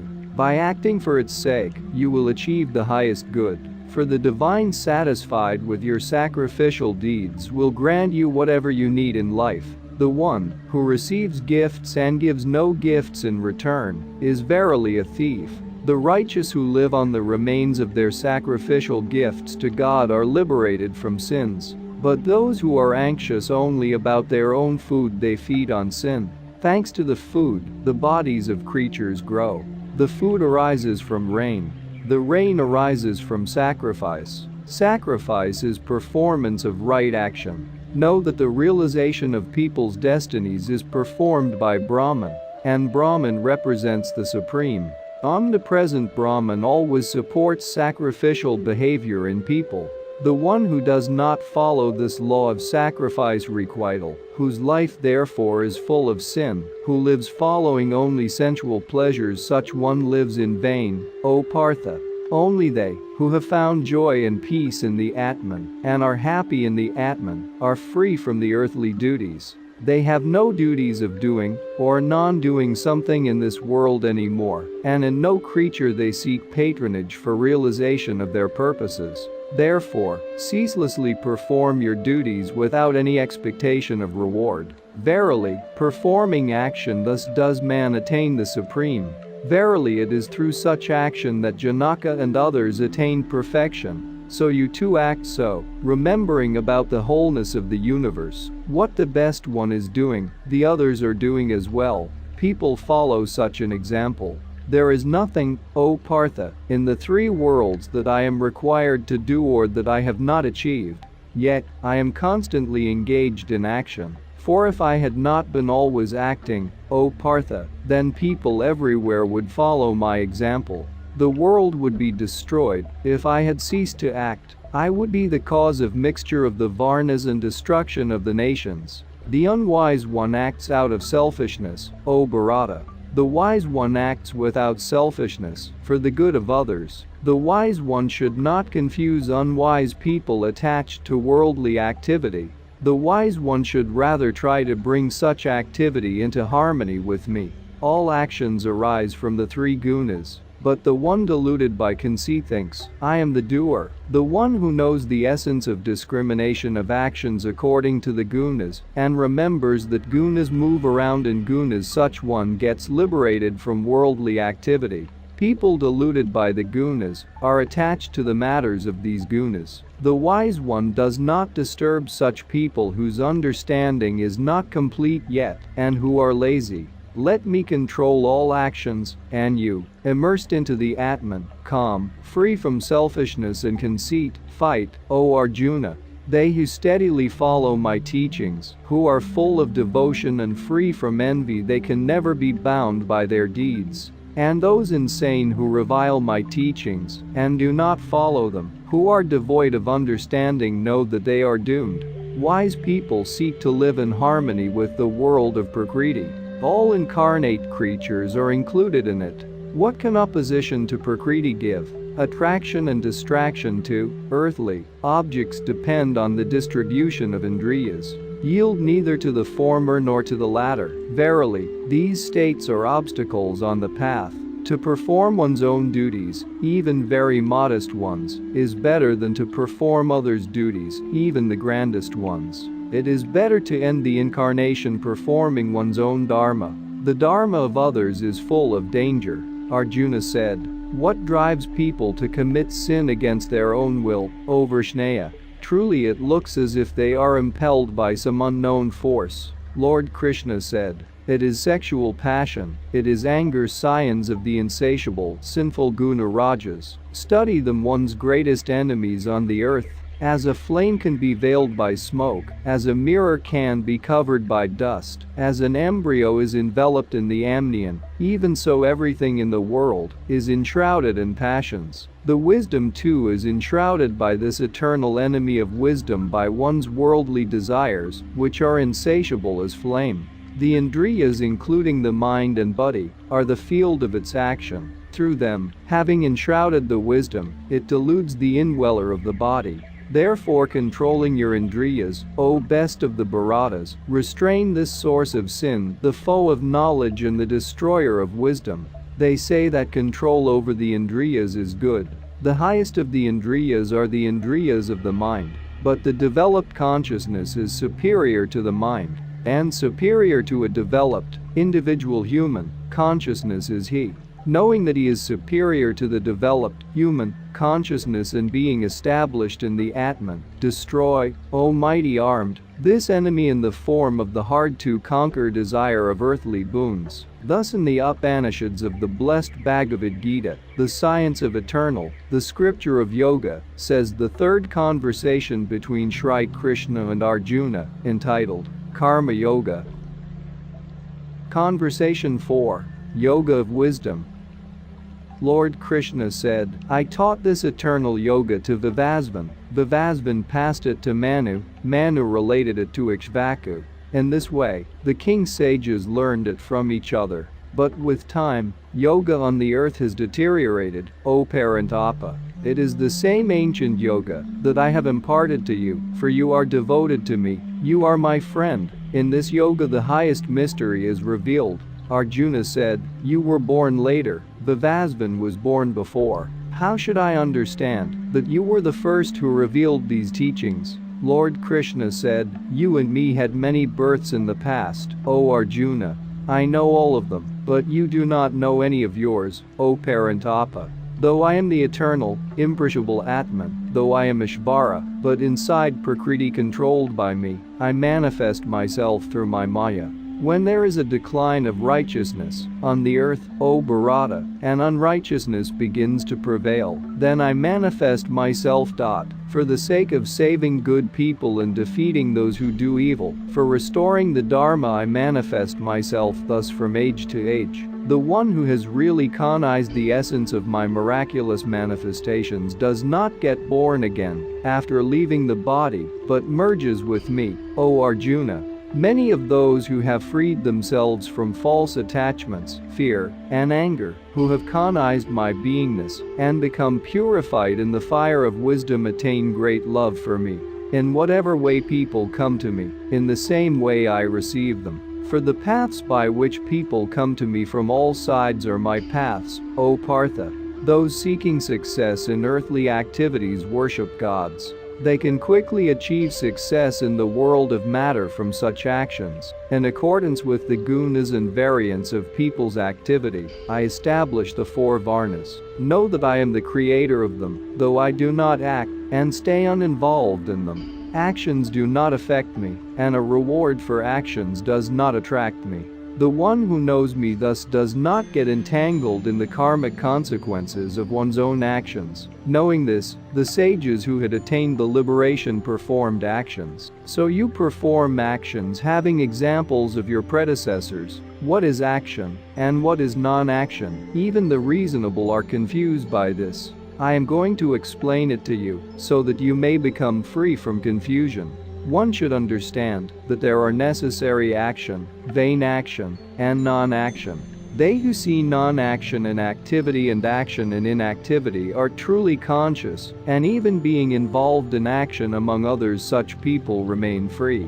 They whose undertakings are free from the worldly inclinations and pursuits of personal profit, it is said about them that their deeds are purified by the fire of the developed consciousness. Pursuing not personal profit, always being content, seeking not support from anyone, they are in non-action, though they act constantly.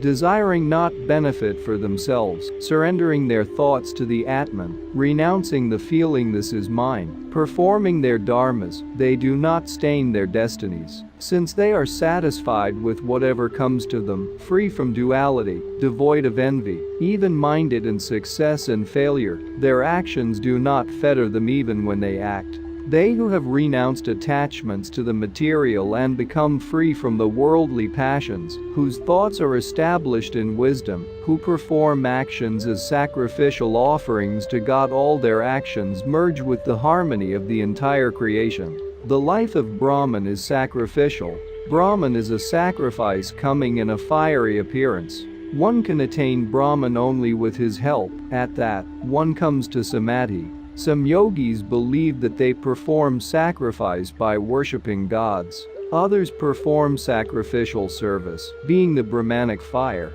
Some sacrifice their hearing and other organs of sense for the sake of self-control. Others sacrifice sound and other objects of sense that excite the Indriyas. Others, yet aspiring to wisdom, burn in the fire of the Atman all unnecessary activity of the Indriyas and the incoming energies, striving thus to gain wisdom. Others sacrifice the property, or perform sacrifice through asceticism, or through religious rituals, or through diligence in sciences, in learning, and through observance of austere vows. Others expose the energy outgoing from the body to the incoming energy, or the incoming energy to the outgoing one. Others move the outgoing and the incoming energies performing pranayama. All they, though having different appearance, yet understanding the essence of sacrifice, purify their destinies in the process of such activity. Those partaking of the nectar of the remnants of their offerings approach the abode of Brahman.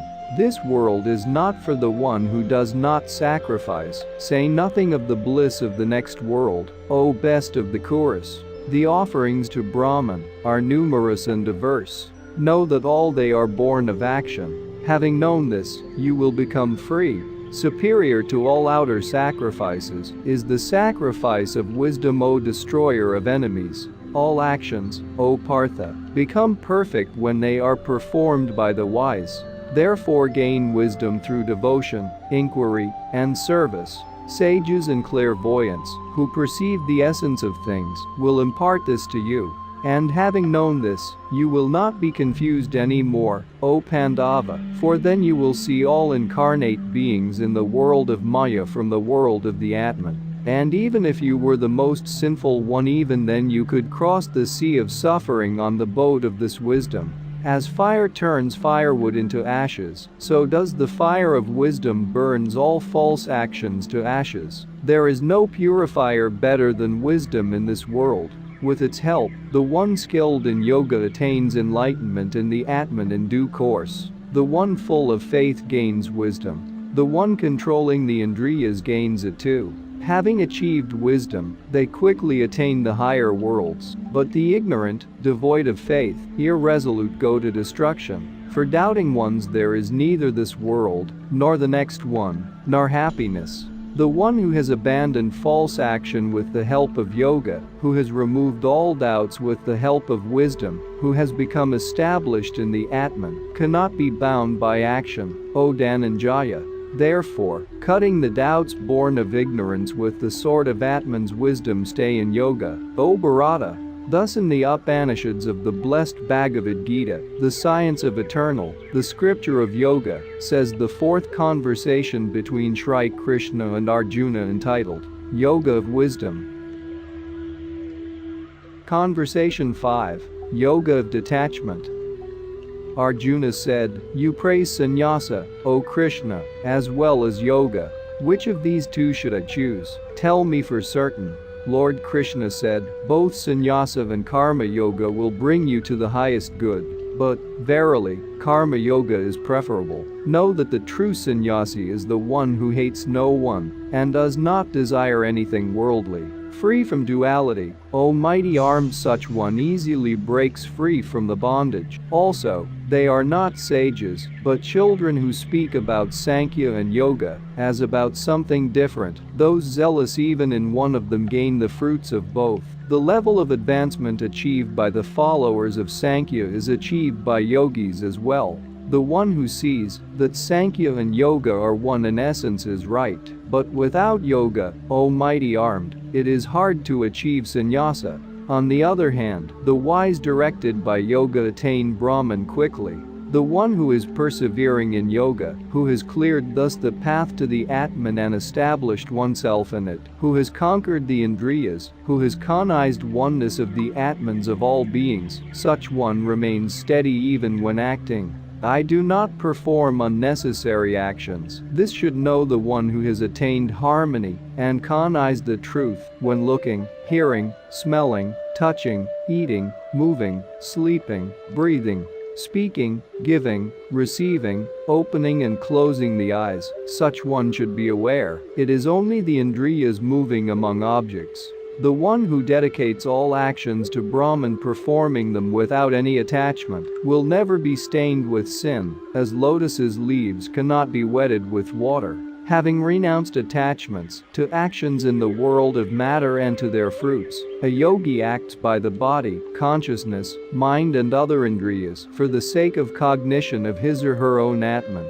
The one who has become steady and has renounced the desire of reward for actions attains perfect peace. The unsteady one, driven by worldly desires and attached to the reward, is fettered. Having renounced unnecessary actions with the mind, the embodied one dwells evenly in the city of 9 gates, neither acting nor coercing anyone to act. Neither attitude to objects, as to one's own property, nor vain activity of people, nor attachments to its fruits, are created by the Lord of the world. All this is created by the life self-developing in the matter. The Lord is not responsible for the deeds of people, be they bad or good. This wisdom is covered by ignorance that overcame people. But to the one who has cognized the Atman and has destroyed thus the ignorance, this wisdom, shining like the sun, reveals the Supreme. The one who has cognized oneself as a buddhi, who has associated oneself with the Atman, who is devoted only to the Lord and takes refuge in him, such one, purified by salvational wisdom, goes to the liberation. The wise look equally upon all, be it a Brahmin endowed with knowledge and humility, an elephant, a cow, a dog, or even a man eating a dog. Here on the earth, birth and death are conquered by the one whose mind is appeased. Brahman is devoid of sin and exists in calm. Therefore, those living in calm cognize Brahman. Being the calm pure consciousness, the one who has cognized Brahman and established oneself in Brahman neither rejoices receiving that which is pleasant, nor grieves receiving that which is unpleasant. The one who is not attached to satisfaction of the senses by outer things, and who finds joy in the Atman, such one, upon reaching unity with Brahman, partakes of the eternal bliss. Joys arising from contacts with material objects are verily the source of suffering, for all they begin and end, O Kunteya. The wise one finds joy not in them. The one who here, on the earth, before liberation from the body, can resist the power of worldly attractions and anger, such one achieves harmony and becomes a happy person. The one who is happy within, who finds joy not in the outer, who is illuminated by love within, such a yogi is capable of cognizing the essence of Brahman and attaining the nirvana in Brahman. The nirvana in Brahman is attained by those rishis who have gotten rid of vices, become free from duality, cognized the Atman, and dedicated themselves to the good of all. Free from worldly attractions and anger, dedicated to spiritual pursuits, having subdued the mind, and having cognized the Atman, they attain the nirvana in Brahman. Taking the indriyas off everything worldly, directing all the vision inside, paying attention to the incoming and outgoing energies, controlling the indriyas, mind, and consciousness, regarding liberation as the main aim, renouncing worldly attractions, fear and anger, man attains full freedom. knowing me as great Ishvara, who rejoices at sacrificial deeds and spiritual feats, and who is the benefactor of all living beings, such a person attains full contentment. Thus in the Upanishads of the blessed Bhagavad Gita, the science of eternal, the scripture of yoga, says the fifth conversation between Shri Krishna and Arjuna, entitled Yoga of Detachment. Conversation 6. Yoga of Self-Control. Lord Krishna said, "The one who actively performs one's own duty without desiring a profit is a true sannyasi. Such one is a yogi, rather than those living without a fire and duties. No, O Pandava, that which is called sannyasa is the same as yoga. The one who has not renounced worldly desires cannot become a yogi. For the reasonable one who aspires to yoga, action is the means. For the one who has attained yoga, non-action is the means. The one who has renounced worldly desires and attained yoga is attached neither to earthly objects nor to worldly activity. With the help of the Atman, let a yogi uncover the own Atman, and let the Atman be never lowered again. One can be a friend to the Atman, one can be a foe to the Atman. The one who cognizes the Atman is a friend to the Atman. The one who opposes the Atman remains the Atman's foe. The one who has cognized the Atman attains full peace, because such one takes refuge in the divine consciousness, when being in cold or heat, in situations of joy or grief, honor or dishonor. True yogis are those who are calmed by wisdom and knowledge of the Atman, who are steadfast, whose indriyas are subjugated, to whom a clod, a stone, and gold are the same. The one who has developed oneself as a consciousness and advanced spiritually is well disposed both to friends and to foes, to neutrals, to strangers, to the envious, to relatives, to the pious, and to the vicious. Let a yogi be constantly concentrating in the Atman, being in seclusion, self-disciplined, not indulging in reveries, devoid of the feeling of possessiveness. Having arranged in a clean place a firm seat for working with the Atman, neither too high nor too low, covered with the kusha grass, and with cloth which is alike to deerskin. Having concentrated the mind on one thing and subjugated the indriyas, staying calmly in one place, the yogi should practice yoga, experiencing bliss in the Atman. Keeping upright the trunk, neck, and head, directing the look to the tip of the nose, but not looking, scattering not the attention. Having become established in the Atman, fearless, steadfast in brahmacharya, the mind conquered, the thoughts directed towards me, the yogi should aspire to me as to his ultimate purpose. The yogi who has merged with the Atman and who controls the mind enters the highest nirvana and abides there in me. Verily, yoga is not for those who eat too much or do not eat at all, nor for those who sleep too long or wake too long, O Arjuna. Yoga dispels all suffering in the one who has become moderate in eating, resting, working, also in sleeping and waking. Such a person who is free from all cravings and is concentrated in the Atman alone is regarded to be in harmony.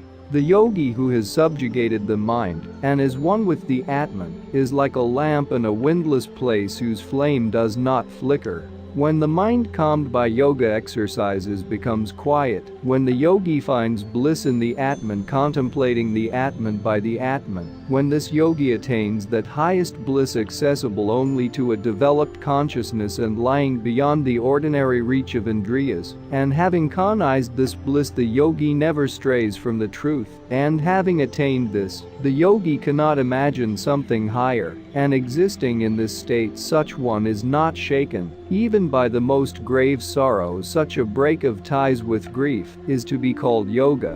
One should give oneself to such yoga resolutely, without wavering.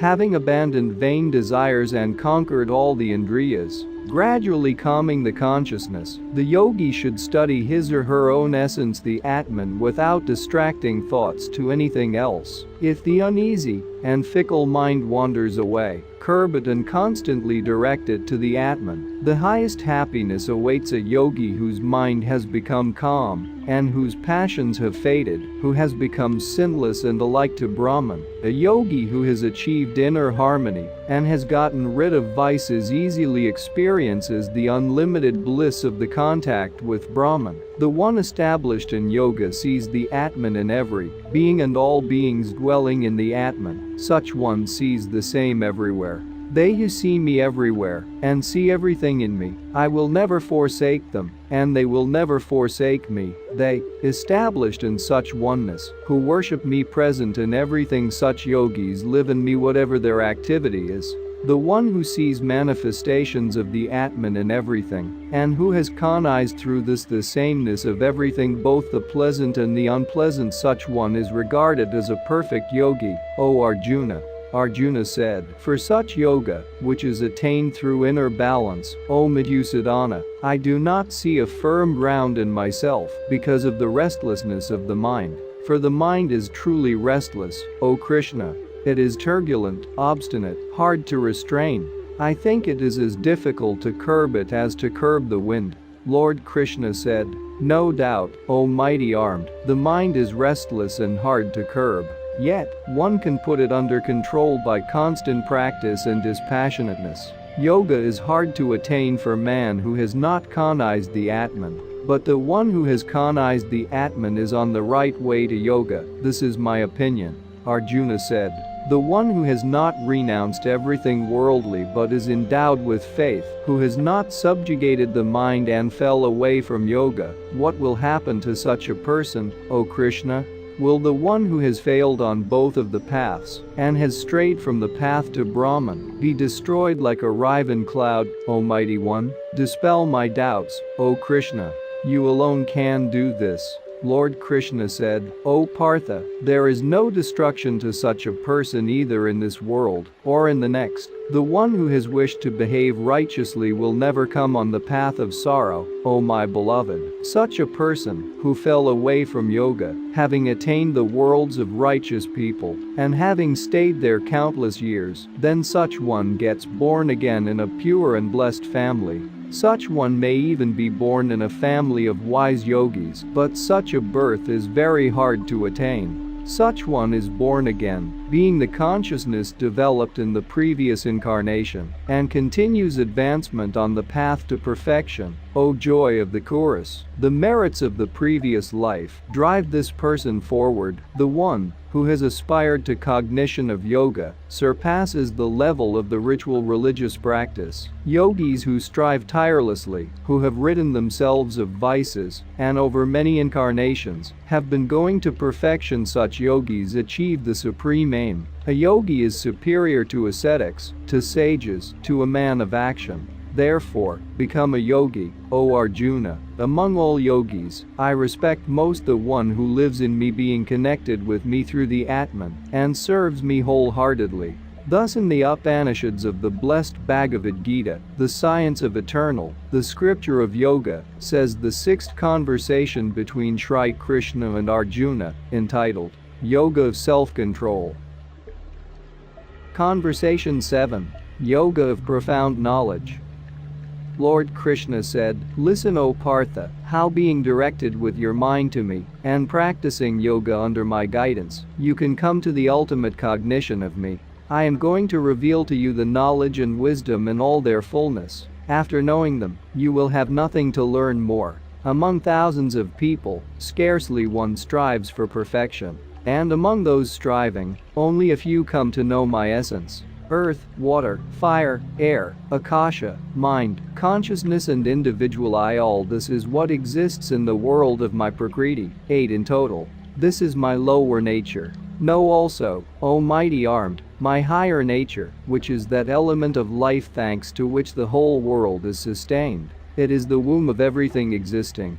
I am the source of the manifest universe, and it disappears in me. There is nothing superior to me. Everything is threaded on me like stringed pearls. I am the taste of water, O Kunteya. I am the shining of the moon, and the light of the sun, and pranava, and universal knowledge, and the cosmic voice, and humanity in people. I am the pure scent of earth and the warmth of fire. I am the life of all the living, and the exploits of spiritual warriors. Try to cognize in me the primal essence of all beings, O Partha.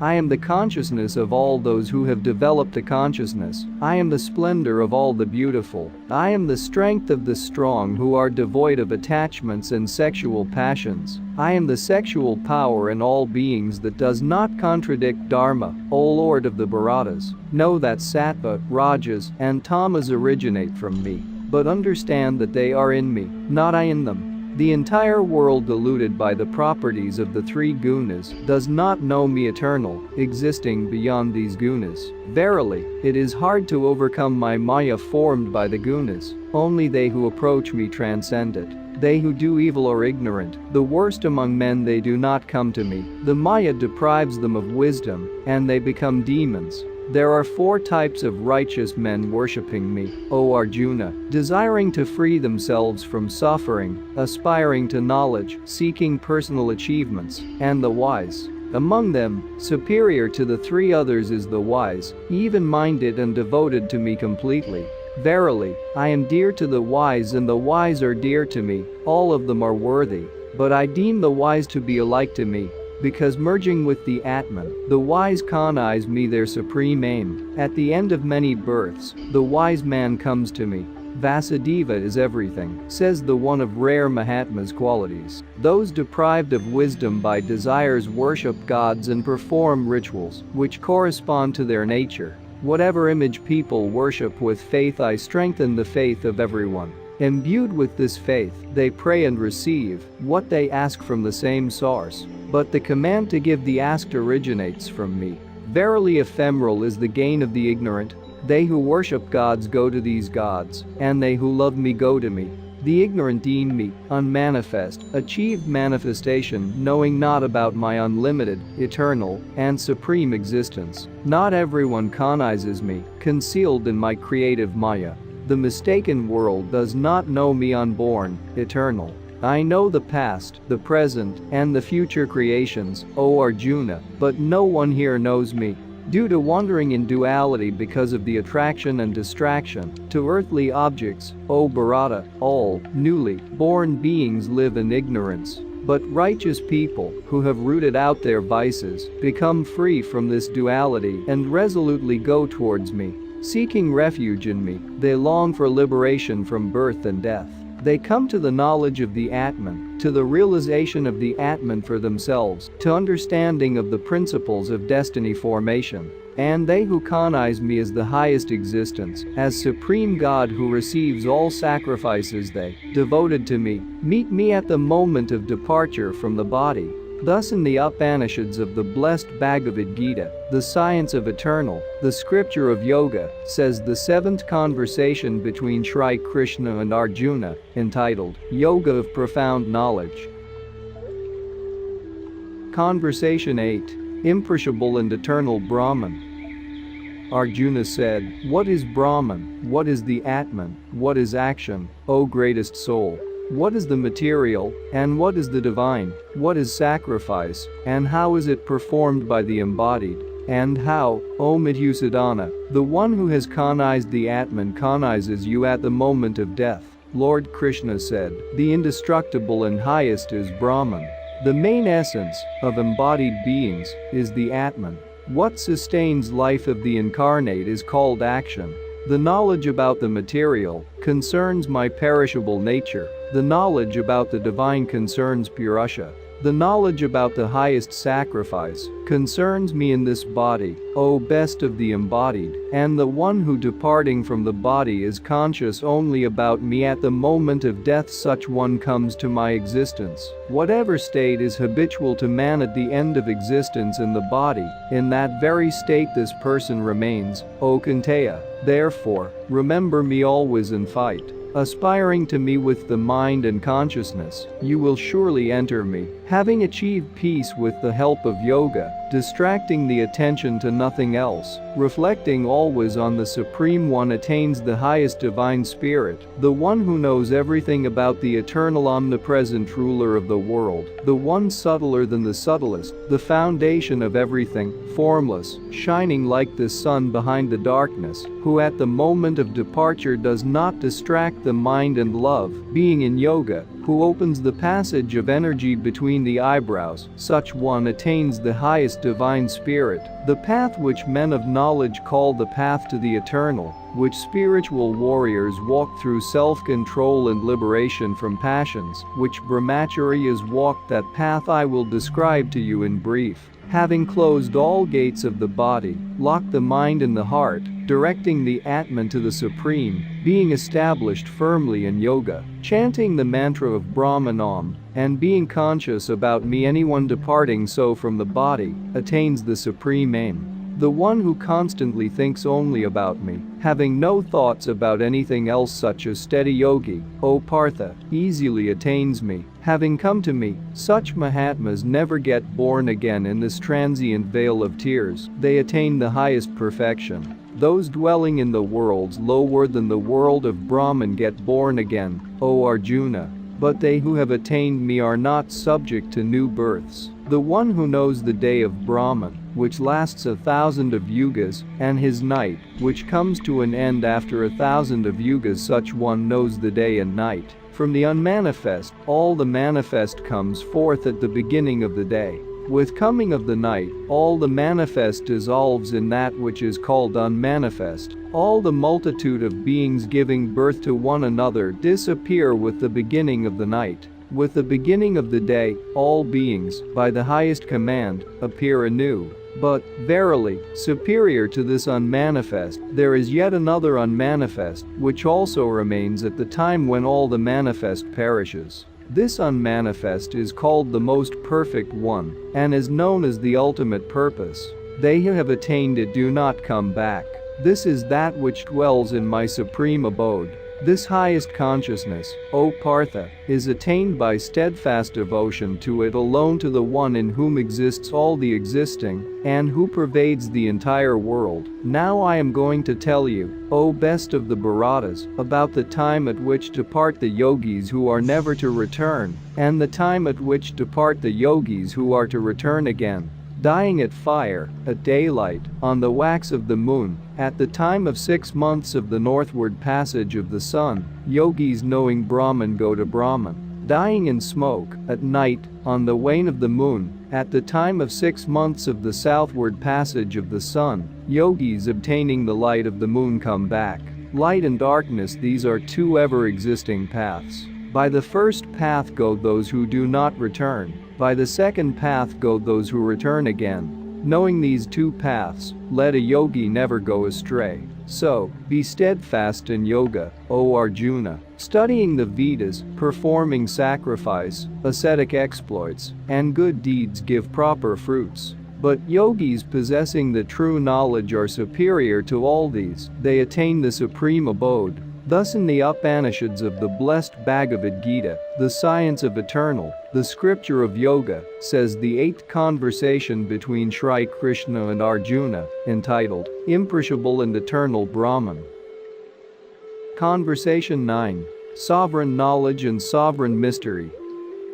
Lord Krishna said, to you, devoid of envy, I am going to reveal the greatest mystery, the wisdom by knowing which you will get free from the bondage of the material existence. It is a sovereign science, a sovereign mystery, the supreme purifier. It is cognized through direct experience as the righteousness grows. It is easily realized and gives imperishable fruits. They who deny this knowledge do not attain me, and return to the ways of this world of death. By me in my unmanifest form this entire world is pervaded. All beings have roots in me, but I do not have a root in them. Yet, all beings are not in me. Behold my divine yoga, supporting all beings, having no root in them. My essence represents the power that sustains them. As the mighty wind blowing everywhere exists in space, even so everything exists in me. Try to understand this. At the end of a kalpa, O Kunteya, all beings are consumed by my prakriti. In the new kalpa, I produce them again. Entering into my prakriti, I create anew all beings. I create them who are powerless by my power.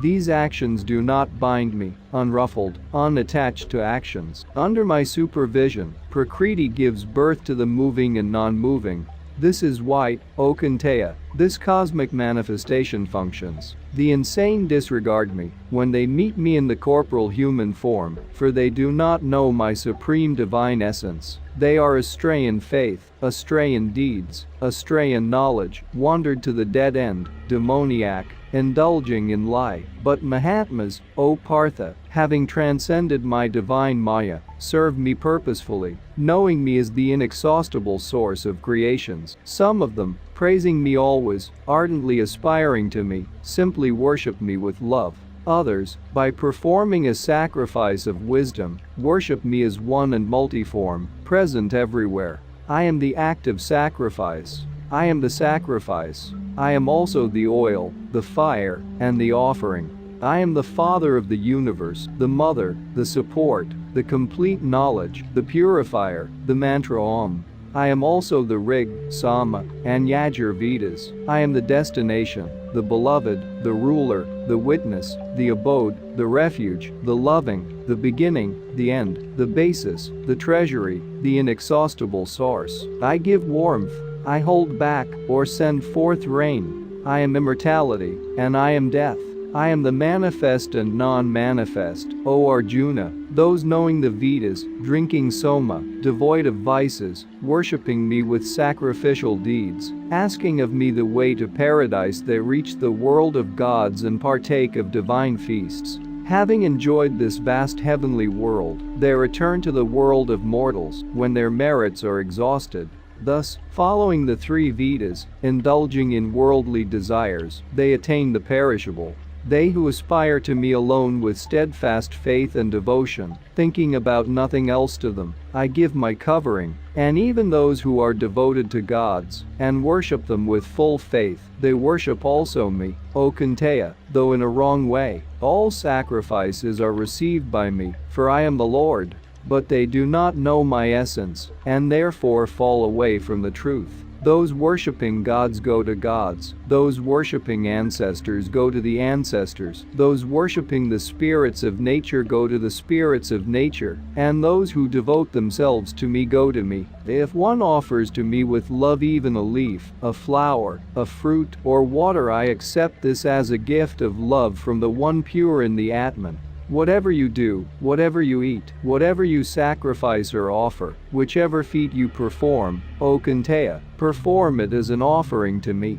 Thus you will break free from the fetters of actions that produce good or bad karmic fruits. Having united with the Atman through sannyasa and yoga, you will attain the liberation in me. I am equal towards all beings. To me there is no hateful or dear ones. But, verily, they who are devoted to me with love, they are in me, and I am in them. Even if the most sinful ones worship me with an undivided heart, they should be counted as righteous, because they decided righteously. They will promptly become performers of Dharma and attain eternal peace. Be sure, the one who loves me will never perish. All who seek refuge in me, O Partha, even if they are born by bad parents, even women, Vaishyas, Shudras, they nevertheless come to the highest path. How much more it concerns righteous Brahmins and wise Rajas full of love. So, you being in this joyless world, seek refuge in me. Fix your mind on me, love me, sacrifice to me, revere me. To me will you finally come, being consumed by the Atman, if you have me as your highest purpose.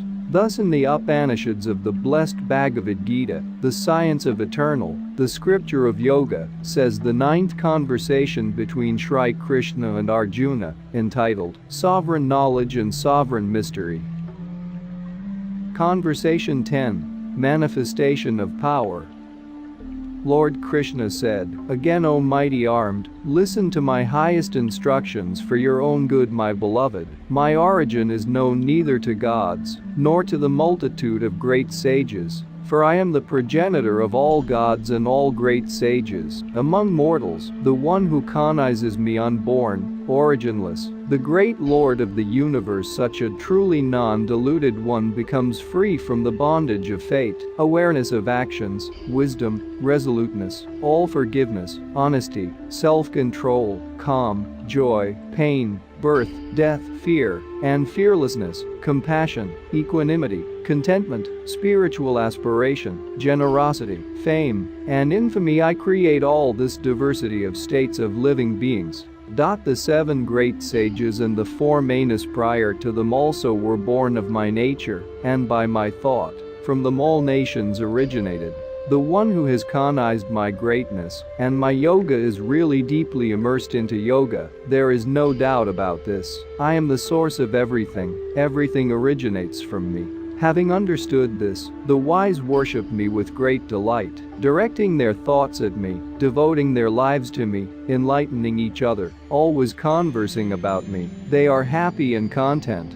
To them always full of love I gift Buddha Yoga, by means of which they attain me. Helping them, I dispel the darkness of ignorance from their Atmans by the radiance of knowledge. Arjuna said, "You are the supreme God, the supreme abode, the perfect purity, the universal soul, the primordial, our eternal Lord." All sages proclaimed you thus, divine sage Narada, and Asita, and Devala, and Vyasa.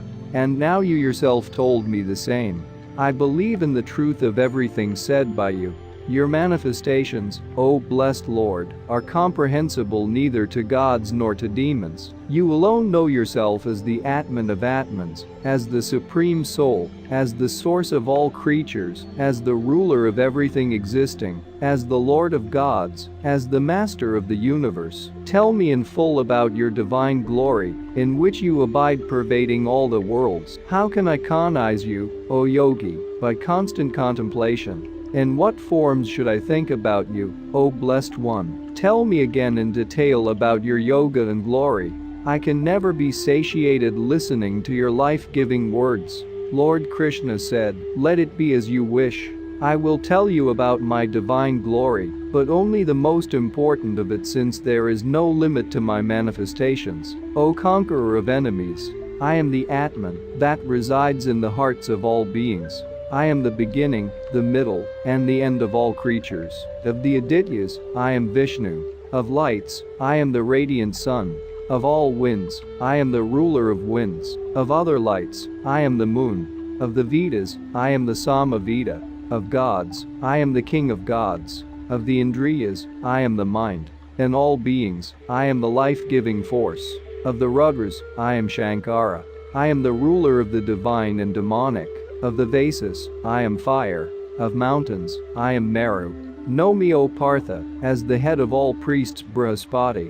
Of warrior chiefs, I am Skanda. Of water bodies, I am the ocean. Of great rishis, I am Bhrigu. Of words, I am Om. Of offerings, I am chanting of mantras. Of the immovable, I am the Himalayas. Of trees, I am Ashvatha. Of the Gandharvas, I am Chitraratha. Of perfect ones, I am wise Kapila.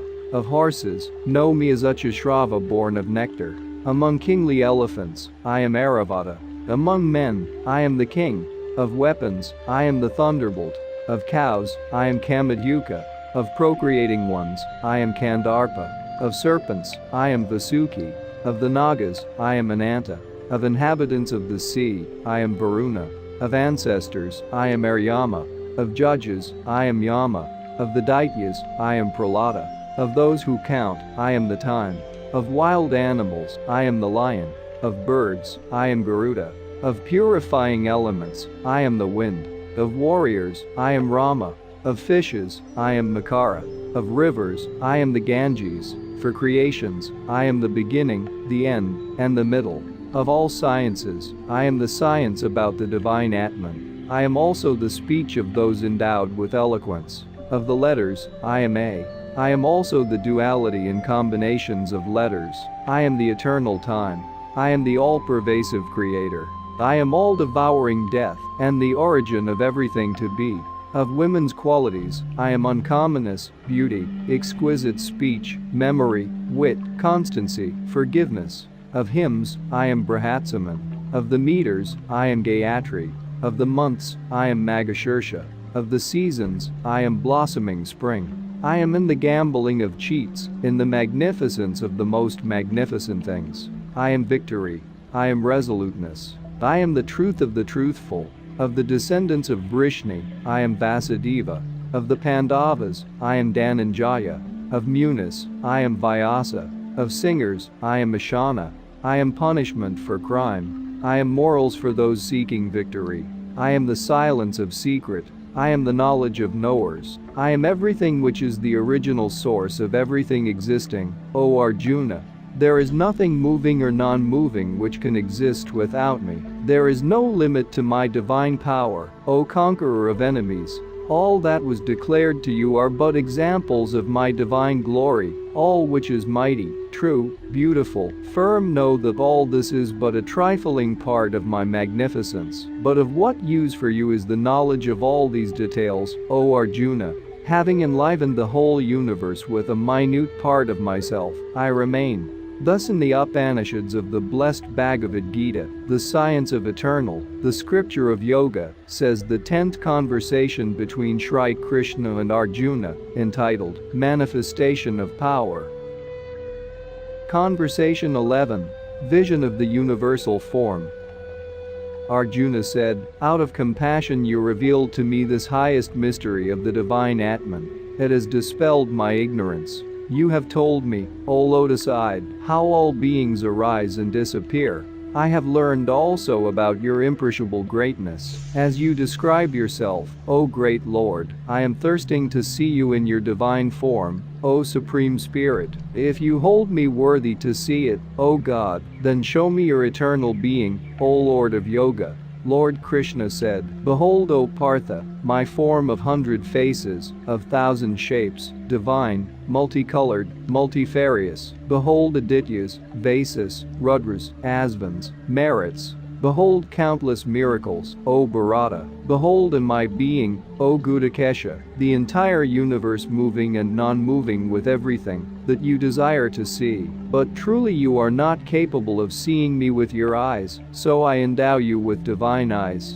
Behold my majestic yoga. Sanjaya said, having uttered this, the great Lord of Yoga showed to Arjuna his universal form. With countless eyes and mouths, with many miraculous sights, with numerous divine adornments, brandishing numerous divine weapons, in divine garments and necklaces, anointed with divine fragrant oils, with faces to all sides, all wonderful, flaming, infinite. And if the shining of 1,000 suns blazed forth in the sky, it would be comparable to the glory of this great soul. In it Arjuna saw the whole universe subdivided into many worlds, but united into one in the body of the highest deity.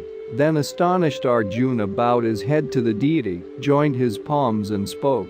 Arjuna said, in you, O God, I see gods, all kinds of beings, the Lord Brahman seated in the wonderful lotus asana, all rishis, and wondrous celestial serpents, with countless arms, bellies, mouths, eyes. Everywhere I see you, unlimited are your manifestations. My eyes can see neither the beginning, nor the middle, nor the end of your glory, O infinite, boundless Lord. I behold your radiance, your infinite omnipresent light with discs, diadems, and scepters. Like blazing flame, or a dazzling sun, you radiate the rays of light hard to look at. You are beyond my thinking, O imperishable Lord, the supreme aim, the foundation of the universe, the immortal keeper of the eternal Dharma, the primordial soul. Thus my mind conceives you. There is neither the beginning of you, nor the middle, nor the end. You are unlimited in your power. Your arms are countless. Like suns and moons are your eyes.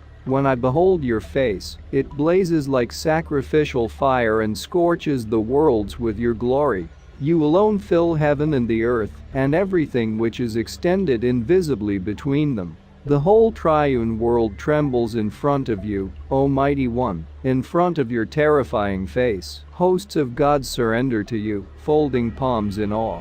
All appeal to you, and armies of saints and siddhas praise you. Make hymns that sound throughout the entire universe, and hosts of Rudras, Adityas, Vasas, and Satyas, Visvas, Asvins, Merits, ancestors, Gandharvas, Asuras, Yakshas, gods all are admiring you, seeing your mighty form with eyes and mouths of untold number, with rows of fearsome teeth, with a vast breast, with countless hands and feet. The worlds are trembling, and so am I. Like a rainbow in the sky, you are shining with dazzling light, with mouths wide open and giant flaming eyes. You penetrate my Atman. As I behold you, my strength fades away, my peace vanishes. Like flaming glittering swords are your numerous teeth in the open fearful jaws. The sight of them terrifies me. I do not know where to hide from the vision of you. Be merciful, O Lord, the refuge of the worlds. Dhritarashtra's sons and many rulers from various countries of the earth, Bhishma, Drona, Karna, and heroes from the both belligerent parties. They all are rushing into your open mouths, where rows of teeth glitter fearfully. Like mighty millstones they grind all warriors, clutched between them, turning their bodies to ashes. As waters of rivers rapidly and violently rush towards the great ocean, even so these mighty warriors, rulers of the earth, rush headlong into your open burning mouths. As a moth swiftly flies into a flame to die in it, so they rush into the dreadful jaws to disappear in them, and find death there, devouring everything in all directions. The fire of your countless tongues burns to ashes all creatures. The space is filled with your radiance. The world is blazing under your all-pervading rays, O Lord. Reveal to me your essence. Your vision is frightening me beyond all measure. I prostrate myself in front of you. Have mercy on me, O mighty Lord. What is concealed in you, I aspire to know, but your present form is terrifying to me. Lord Krishna said, I am the time that brings desperation to the world and that slays all people, manifesting its law on the earth. No one of the warriors arraying here for battle will escape death. You alone will not cease to live. Therefore, arise and reach your glory, vanquish your enemies, and enjoy the power of your kingdom. They are already slain by my will.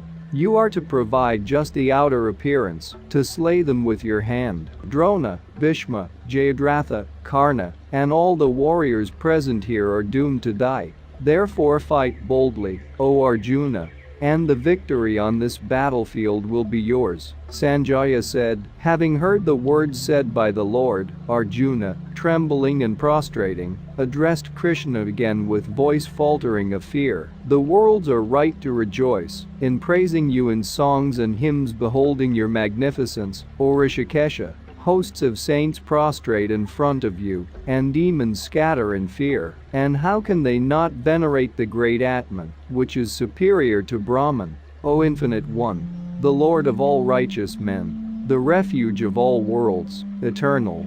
You are both beingness and non-beingness, and that which is beyond them. Among gods, no one is superior to you, the primordial one, the supreme refuge of all the living. You pervade the entire universe, O cognizable, O omniscient.